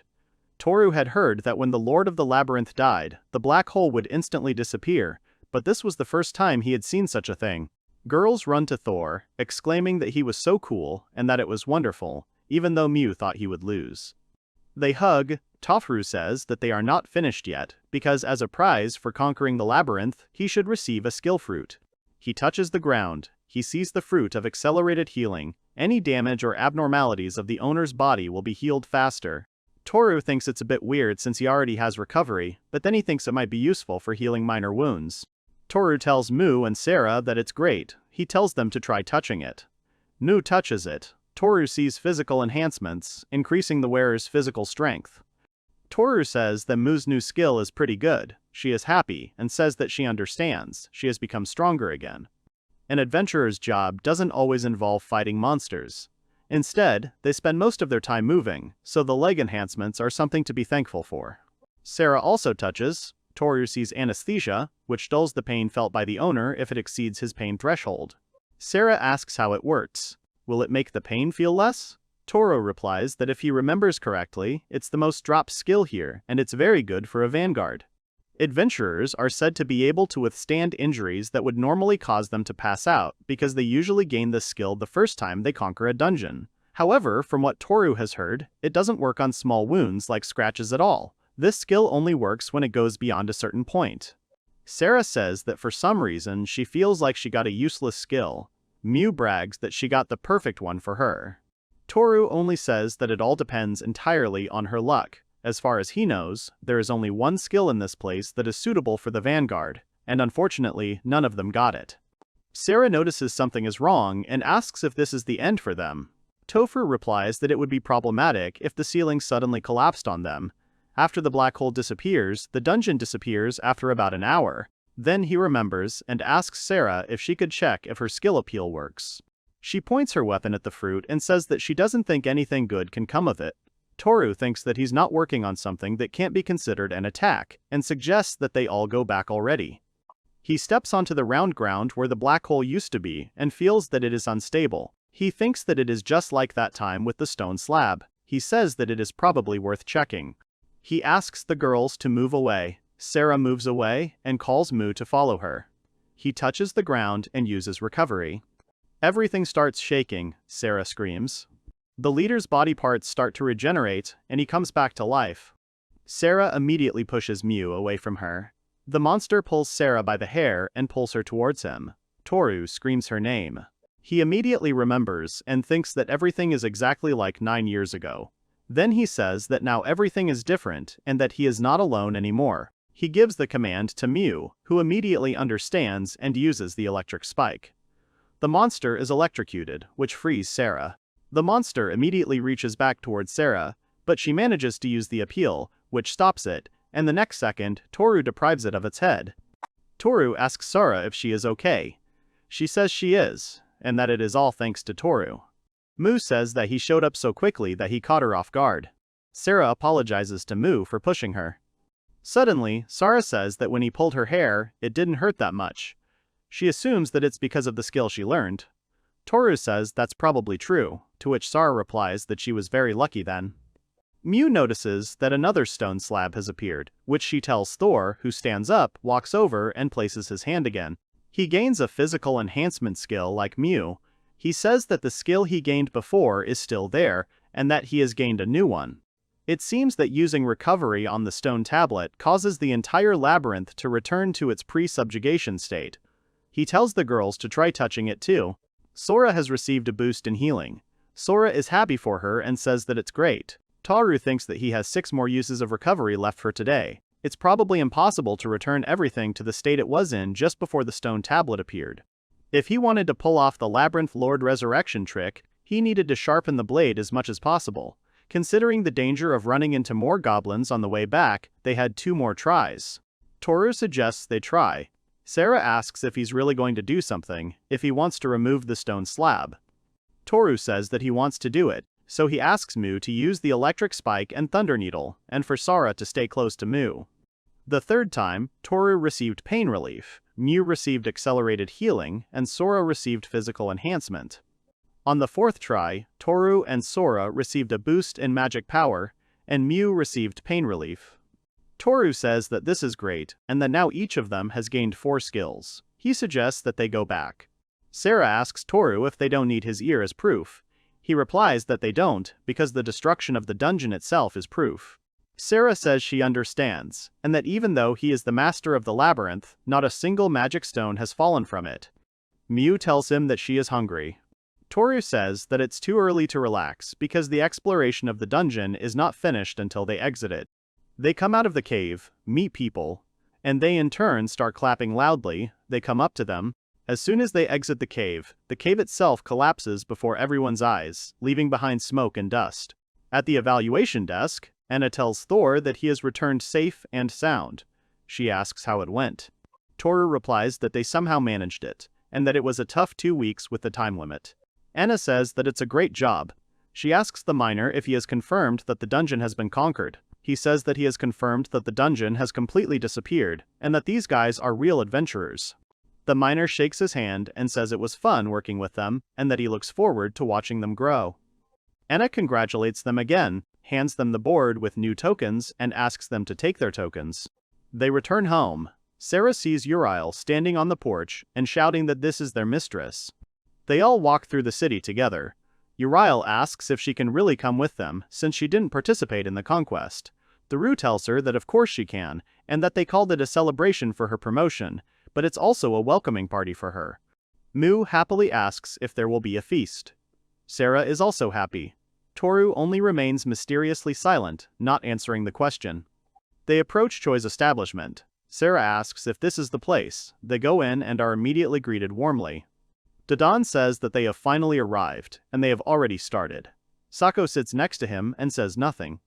Toru thanks them for the invitation. Uriel apologizes for keeping them waiting.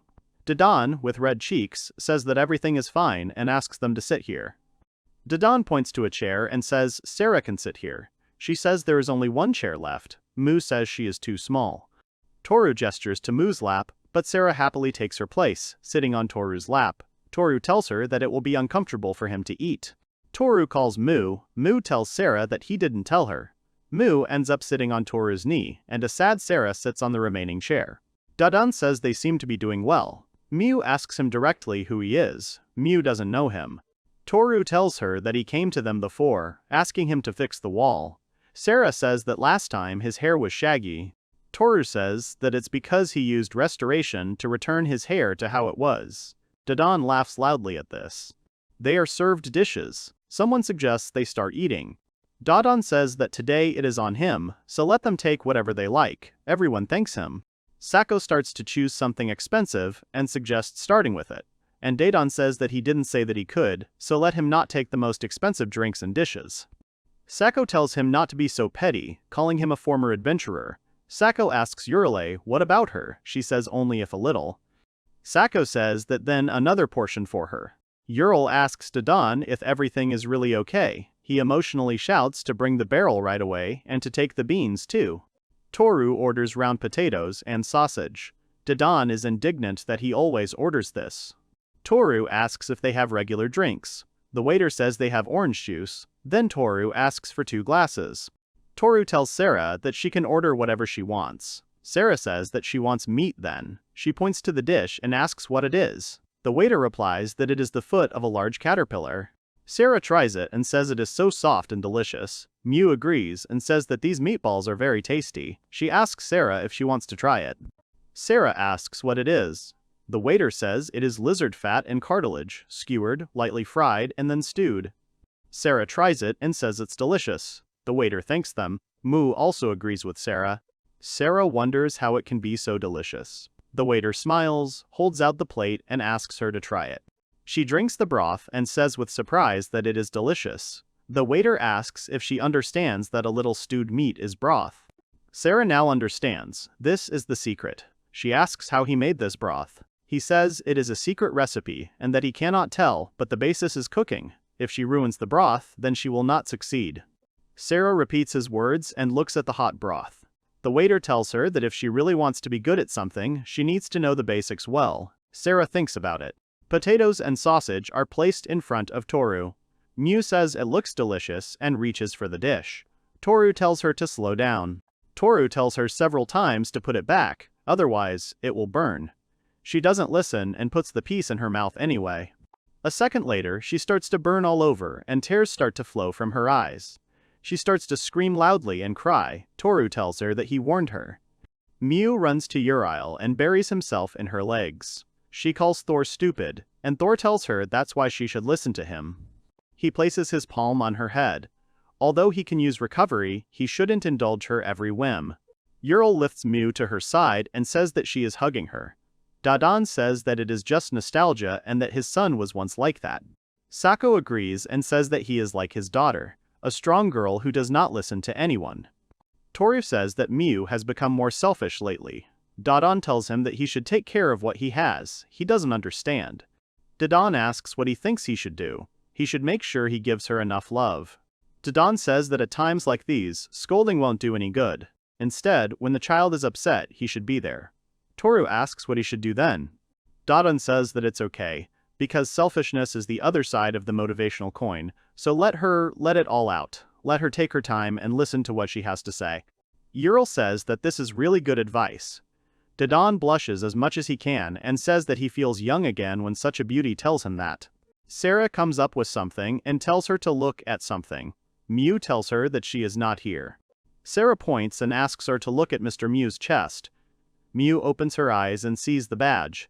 She immediately screams, which sounds like Ohanamaru. She asks him if he likes flowers too. Dadan replies that he's not sure, but he definitely doesn't hate them. Toru muses that this is no ordinary flower. The master obtained it by killing the boss of the labyrinth sleeping on the lowest level. It is the comb left behind by the multi-headed snake. Mu says that Dadan is Mr. Flower. He replies that he doesn't quite understand what she's talking about, but he's glad that her mood is back to normal. Dadan strokes her head and tells her what a cheerful child she is. Sako says that the flower grandfather is just right for her. Dadan tells him that he actually has a nickname too. Then Miu shouts that Sako has military eyes. Dadan laughs loudly and says that the formidable Sako, known for his seriousness and stern fighting style, is so spoiled. Sako says that anyone who works hard has no time to sleep. Miu says it's hard and she works too, so she knows. Sako says it's because only those who can do it, can do it. Miu says she can, and that she works hard and stacks the stones. Everyone laughs. Toru thanks Sarah and says she was a great distraction. Sarah tells him what she was thinking. Suddenly, she tells him that she will make a great broth. He awkwardly says that he is not sure he understood her correctly, but he wishes her luck. At the Adventurers Guild, Dadan says that, as he thought, the numbers don't match the calculations. Sako adds that this is especially true of the Rainstones. Taro and the girls come to them. Miu shouts that they haven't seen him since yesterday evening. Dadan asks if they are really going to new hunting grounds. He sees Ural and says with a red face that it suits her very well. Even Sako behind him is frozen in shock. Ural thanks her. Miu asks the flower mister to bend down. Dadan bends down and Miu grabs him by the beard. Dadan does not react and continues to discuss whether Sako knows the location of the magic crystals. Sako says that no evidence was brought to their healing temple. Most likely it was taken to another city and left there. Dadan says that this means that the wind user is involved. Miu is having fun and hangs on Dadan's beard. The other adventurers pass by in surprise. Miu suddenly lowers his beard. Sako catches it and says that his hand slipped and that he is holding it. Miu thanks him, calling him Sleepy Mister. The soldiers standing behind him freeze in shock, their mouths open. Someone wants to prevent this, but Sako gives the command that this should not be done. Dadan tells Sako that he then awaits his report. Miu tells him that they will see the flower mister. Dadan pats her on the head and says that they will definitely see each other again. He leaves, patting Toru on the shoulder as he goes.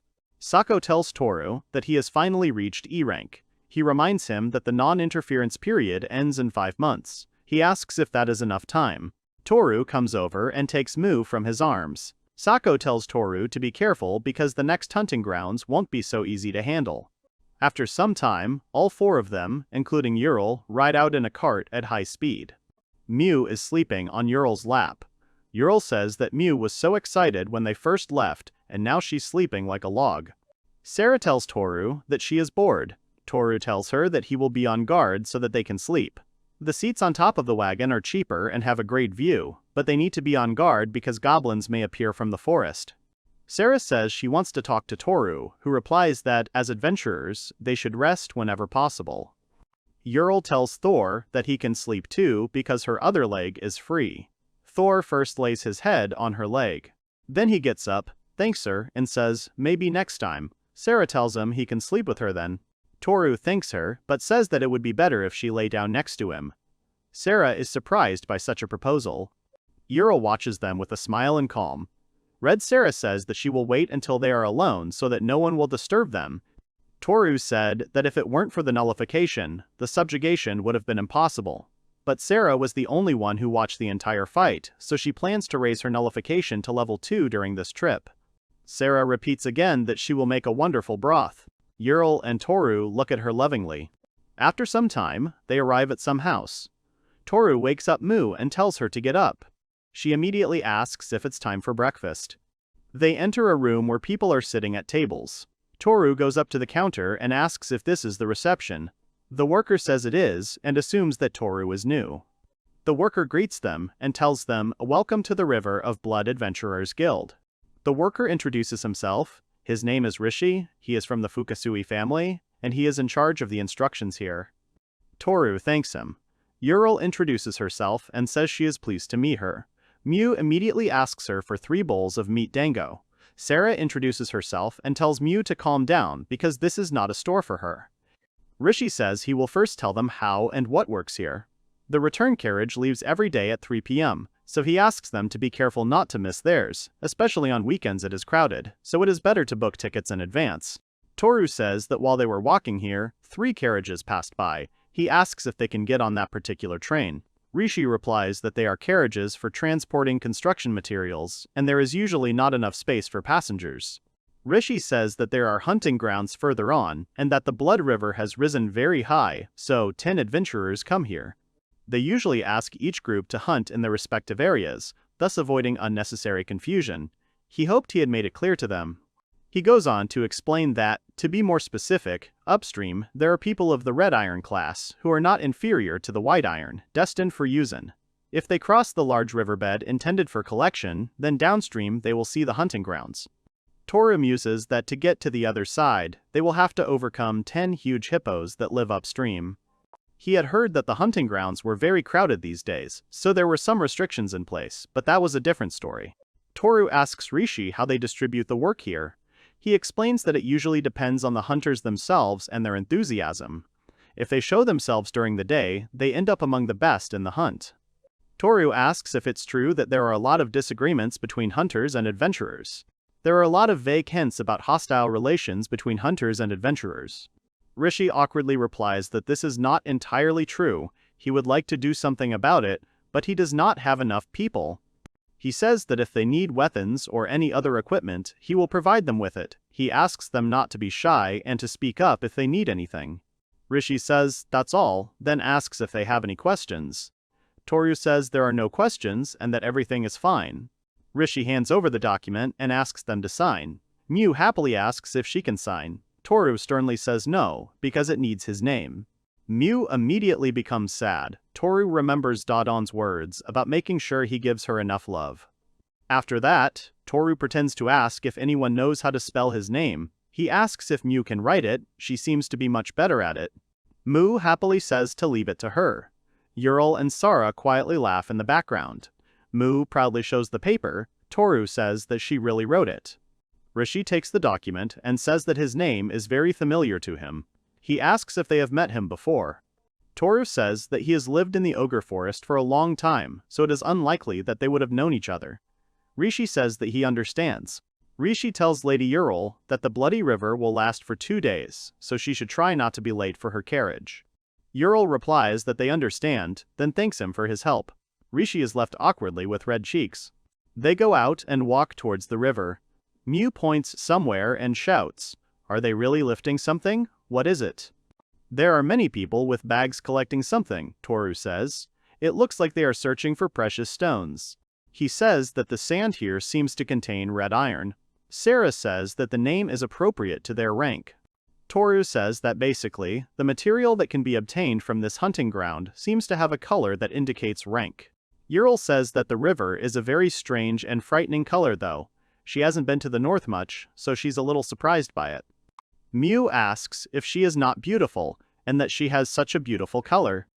Sarah says that she thinks it is not worth swimming in this river, because who knows what could happen to the body.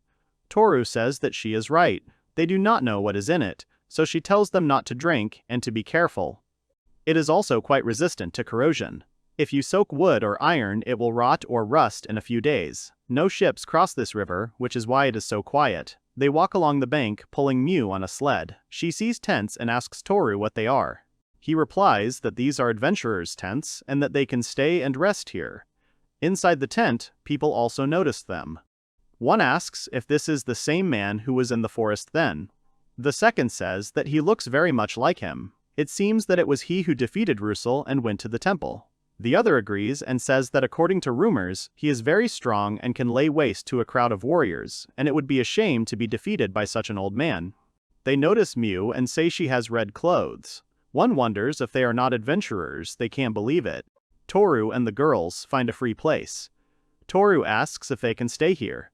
Everyone obediently and amicably gathers and gets ready. A man approaches them and asks what they are doing here. Toru replies that they are not doing anything, that they just decided to stop here and hunt. The man tells them that the place is already occupied. Toru then apologizes and says that he didn't know it was already taken since he didn't see anything. The man tells them to ask if there are any tents available nearby, although almost all of them are empty. Toru says that he just thought that this place was very nice because it was located next to the branch. The man then tells them to follow him. After 10 minutes, they are all walking along the shore. Toru admits that there are very large distances between the tents here. They approach a tent. Toru asks one if they can hunt here. The man does not answer and only points to a sign with a cross. Toru asks, so it's not possible. The man says that if he wants to die, then please. Toru asks what he means. The woman says with a smile that it is dangerous to go there in the rain. Toru says that perhaps it really could be dangerous because of the large amount of precipitation. Toru tells the girls that they should move on. Mew is fast asleep on the sled. Sarah says that they need to find a place to spend the night. Toru is choking hard. Toru looks around and sees Uriel not looking quite cheerful. He asks if she is okay. She hesitantly says she is. Toru suggests taking a break.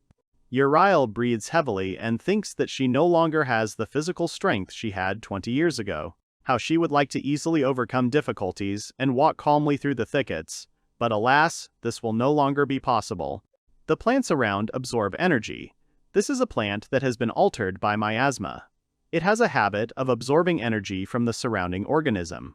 It is because of it that there is not a single living soul here, and simple plants do not grow, because living beings are afraid to approach it. The man asks them what happened. Toru says they decided to take a little rest. He asks why all of a sudden. Without waiting for an answer, he starts shouting that he has had enough and that they should get out of here immediately. Mew wakes up and asks what happened. The man repeats that he told them to get out of here. Thor awkwardly tells Uriel that there is nothing to be done and hopes that she is against it, then picks her up and they continue on. Uriel blushes and apologizes for causing so much trouble. Toru smiles and tells her not to worry about it. Mew asks if he is really going to carry her in his arms. Sarah says that he is, and that she is even a little jealous. Toru ponders Sako's words that the next hunting spot is quite far away.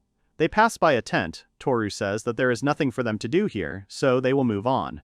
They approach the tent and ask, apologizing in advance, if the tent is free. The man looks at Uriel's body. He says with a grin that it is absolutely empty, and inside the tent the people are also smiling suspiciously. Moving a little further away from the tent, Sarah says that it is great that they finally found a free place. Toru is offered to stop here and unpack. He asks them if they can help him. Mew goes somewhere and says that they will come back soon. Toru tells her just not to go near the river. Uriel thanks Thor for her help. Thor tells her that they need to get some good rest first. Toru gives her a folding chair. She sits down and exhales. Uriel says, asking for forgiveness, that she is completely out of the habit of such hikes, and that she is not as resilient as she used to be. Toru tells her that everything is fine, so let her rest. Sarah asks Toru for details, whether it needs to be put here. Toru says he's going to help with the tent, so he leaves her for a while. Uriel tells him not to worry about her. Mew collects the stones and is surprised by how big they are. Toru and Sarah hold the edges of the material and hammer a nail with a stone. Toru announces that they are done. He slaps Toru's hand and says that they did a great job. Sarah says she couldn't find a table, but she did find these coasters that instantly heat up food and drinks. Ural brings cups of hot tea on a tray and says that the tea is ready, so let them drink it. Sarah sips the hot tea and exhales, saying that she feels so good. Toru turns and calls Mu, asking her to sit down for a moment. Mu shouts that she is already on her way and continues building high-rises out of stones. She takes another stone and hits it on her tower, causing the stones to fly away from her. She's actually enjoying it. Toru wonders in confusion if this is fun. After a while, they get a little closer to the river. Toru tells them to stand still, and he himself will go ahead and see what is there. He tells Mu to stand next to Urile for now so that he can check these stones. They obey him. Sarah tells him to be careful, and Ural tells him that she understands him. Mu shouts to him that she loves him and hands him her electric spike. He steps closer and thinks that he has seen it before, but he cannot remember. He wonders what is on the other side of the river. The stones under his feet begin to move, and black frogs suddenly jump out of the water. One jumps out straight at Thor, who takes a step back. 4 frogs approach him. Ural wonders if the spirits of the oxen are angry, so she needs to do something. She uses a sleep spell, causing the animals to hibernate. Sarah shouts that this is amazing. Mu shouts that they won't lose. Ural warns them not to make any noise, or they will be woken up. Toru smiles and says to himself that this is as expected of Ural. This spell normally only affects one enemy. Because it dissipates quickly and cannot target multiple enemies, it is compensated by a characteristic magic injection, so that the effect does not weaken when the spell dissipates. Even if a lot of magical energy is expended, it is not easy to reduce it due to the oversized magical powers.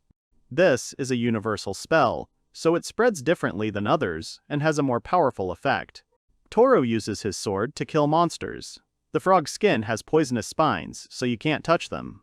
Because of the mucous membrane and spines, the sword can't pierce the skin. Killing them is very problematic. He's about to kill the last one, thinking how good it is that they can't move. Then an arrow flies towards him and hits his sword. The arrow is reflected and sticks into the ground. Toru turns around and sees his neighbor. Toru takes out his arrows and asks what he plans to do. He snidely asks if he's talking about his arrow. He smiles and says he's sorry he missed. He asks for it to be returned to him, as he thinks there isn't even a scratch on it. Toru tells him to be more careful next time. He rudely replies that he is talking too much and tells him to give it back quickly. Toru holds out the arrow. The man holds it, but Toru himself does not let go of it. The man's hand even begins to tremble. He panics and tells him to let go of the arrow already. His other 2 comrades say the same thing, that he should let go now, and that they can deal with him quickly as soon as they are given the command. In the background, Sarah screams at him not to let himself be hurt, and Mu asks him to try. Toru simply releases the arrow, and they return in anger. Toru comes to the girls and says that it is not safe here, so they better change their place. The 3 of them are still going strong. One points out that they are heading in that direction. The archer takes out his arrow, places it in his bow, and begins to aim. While Toru and the girls are chatting quietly, suddenly the bowstring breaks, hitting the man right in the face. Sarah turns around to see him kneeling in pain. Toru looks at his hand and says that he told him to be careful next time. If you look, you can see blood flowing down the river. Uriel cast her spell on the frogs again. They suddenly fall asleep, and Toru comes to them and finishes the job. Behind them stand Sarah and Mu. Toru and his team took up position on an empty riverbank, further downstream from where they had been surrounded by archers. While Toru was swinging his sword at the frog, a huge fish suddenly jumped out of the water. It opened its mouth, from which a large stream of liquid with unusual bubbles flew towards him. Toru reacts immediately and steps back, but the liquid still flies towards her. Toru lifts her cloak to her face and protects herself from the poison. At this moment, the fish releases this liquid to the girls. They get scared and panic, but Sarah uses her appeal in time, which redirects this poison back down. The liquid hits the frogs that haven't been killed yet. They fall asleep and start croaking one by one. Here Ural steps in again and casts a fog block, causing frost. Everything around her is in smoke, then the smoke is directed back to the frogs. They suddenly freeze. They are alive and understand what is happening, but they can do nothing. This is evident from their slight trembling. Toru swings his sword, but at that moment the frogs begin to move. They return towards the river. Toru tries to catch up with them, but the fish comes out of the water again. The fish shoots poison at them again. Toru dodges. Falling on his back, Hell hits the ground, causing rocks to scatter. As Toru stands up, the poison flies towards him. He freezes in shock, not knowing what to do. Then, Sarah saves him by using her transformation. She does not allow the poison to penetrate further and reflects it back into the river. The frogs at this time quickly jump into the river. Sarah screams that they have escaped after all. She cries out in frustration to that fish to stop bothering them. A pleased Mu says that they ran away because they were afraid of her. A disappointed Ural says that perhaps they should have frozen them better. At this point, Sarah apologizes to Toru, saying that if she could stop them, they would never come back. Toru smiles and tells her not to worry and that it is not her fault. Sarah is really sad about this. At this time, Toru goes to one of the dead frogs and cuts out its tongue. Mu asks him if he cut out her tongue. He answers, holding up the tongue, that it is proof of his defeat. He tells Mu to be careful because it is poisonous. His knife has become dull from contact with his tongue. Cracks have appeared on it, and it begins to melt before his eyes. But with the help of restoration, he easily returns it to its original form. Toru turns to the river. He thought that the further downstream they were, the more room there would be to hunt. Toru says, while they are all relaxing and drinking hot tea, that it seems like the monsters have only become fewer. He thinks that the only one in a good mood is Mu, who is busy laying out the items. Toru says that trying to do something with this frog is certainly troublesome. Ural sips his tea and says that the atmosphere here is so pleasant. Mu runs up to Toru and hugs her around the neck. Toru continues holding his cup of tea and tells her to be careful. Sarah sees this, gets up from her chair, leaving her cup of tea, and runs to hug him too. Ural says that he sees that he is a good person. Sarah tells her that it is enough to hug Thor a little to lift her spirits, as if all the problems immediately disappear. Sarah asks Ural what about her. Ural thinks for a moment, because she says that she thinks this is a good way. She moves the chair closer to Thor and hugs him from the side next to Mu. They catch the calm and close their eyes. Suddenly, Mu says that Toru looks gloomy. She asks him if something happened. Toru takes a sip of tea and tells her not to worry, because all men have that expression. Mu says happily, maybe it's because Mu is too cute. Toru agrees with a smile, which makes Mu smile even wider and happier. They all sit there hugging each other. Toru asks them if they think they should change their hunting grounds. Ural opens her eyes and says that she thinks everything is fine here too. Sarah adds that because of these fish they don't even fit. Toru says that it's not that he can't handle their attacks, he's just afraid he'll wake them up again. Sarah pulls away and asks if that's going to happen, why not just put them back to sleep. Uriel closes his eyes again and replies that these creatures are quite interesting, clinging to Thor. She looks at the river and says that it is a powerful water-based magic, although it does have its weaknesses. She says that if you use multiple of the same attack on each, the effect of their magic will be reduced. Toru thinks and asks Avril if this means that it causes resistance in monsters. Avril smiles and says that it is true. Excited, Mu asks Toru if he wants her to go and do it. Toru stipulates that only if she learns to swim really well. Sarah is worried and tells Mu that she needs to practice more. She replies that it is good that she will try. Toru brings a cup of hot tea to his mouth and says that they need to sit and wait here. All the girls are still sitting with him in their arms. Ural says that she is not in the best shape right now, so she thinks that the best solution is to rest. Mu asks Toru if dinner isn't ready yet. Toru hangs his head down as if annoyed. Sarah doesn't understand him and asks what's wrong. Then Toru turns his head and shouts how long they will sit there and stare at them. The man in the middle clicks his tongue and says he noticed them. The guy on the side is indignant, saying he told them not to stick their heads out too early. That guy replies that he was just wondering when they would start. The third guy smiles and says that there's nothing he can do about it and that he's never seen such beauty before. The first one says again that he prefers more modest and sweet girls. The third one objects, saying that no, because the most important thing is charm and seriousness. The first one doesn't understand and asks if beauty isn't in a small and unnoticeable form. The third one continues to argue that something completely different is important. They even start to fight. Toru is really annoyed by this. He clenches his teeth. The guy in the middle separates them and apologizes to Toru for disturbing them and asks them to continue. Toru yells at him to shut up with great anger. They begin to introduce themselves. One of the Rorolf is the eldest son, a responsible and reliable person. The middle son, Ninles, who is 2 years younger than the eldest, always answers for his words. The youngest is Gubtov, and he is 2 years older than the middle one. He is very attentive, unlike his brothers. The elders hit him on the head, asking what he said. they start fighting among themselves again. Ural asks them if they want to have some tea. Toru gets angry and asks Ural why she is inviting them. Those brothers immediately calm down and say that they would be happy to drink tea, awkwardly scratching the back of their heads. They end up all together in a circle drinking tea. Toru starts asking something, one of them asks what he's going to ask. Toru asks with irritation what they are doing here. The middle one thinks and asks in return why Toru is asking about this. The elder one answers that he personally looked at beautiful girls. The younger one tells him that it is somehow not very good, and shouldn't he have said that he just wanted to check if it was him or not. The elder seems to remember something and starts saying that it seems they haven't been here before, so he thought he could help them. In the background, Miu is sitting on Sarah's lap, unhappy that someone is drinking from her cup. Toru asks how long they have been hunting here. The middle one says it has been more than 2 years and that he is tired of looking at this terrible red water. Toru says that they seem to be his neighbors, but he didn't see them on the way here. The middle one replies that it's because they were a little further down the river and that the bank there is much larger.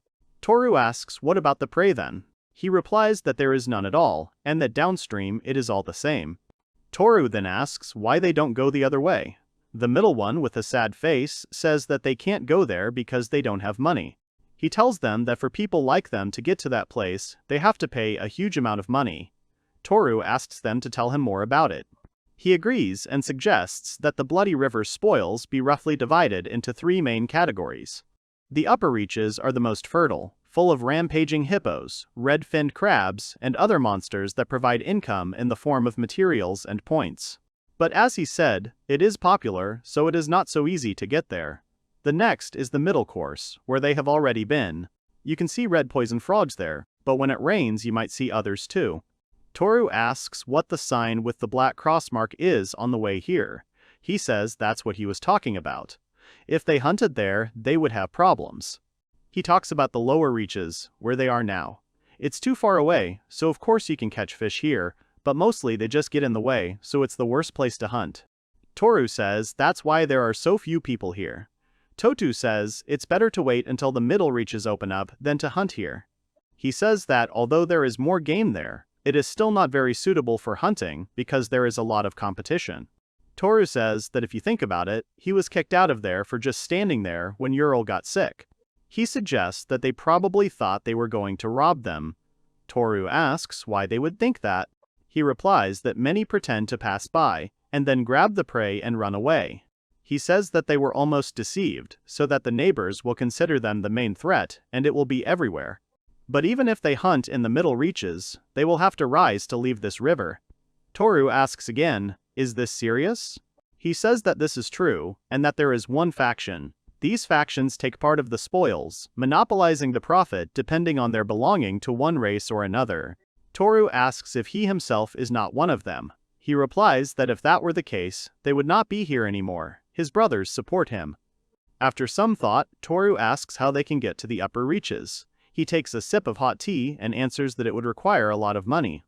Toru smiles awkwardly and says that this is not a case where you can learn everything by observation.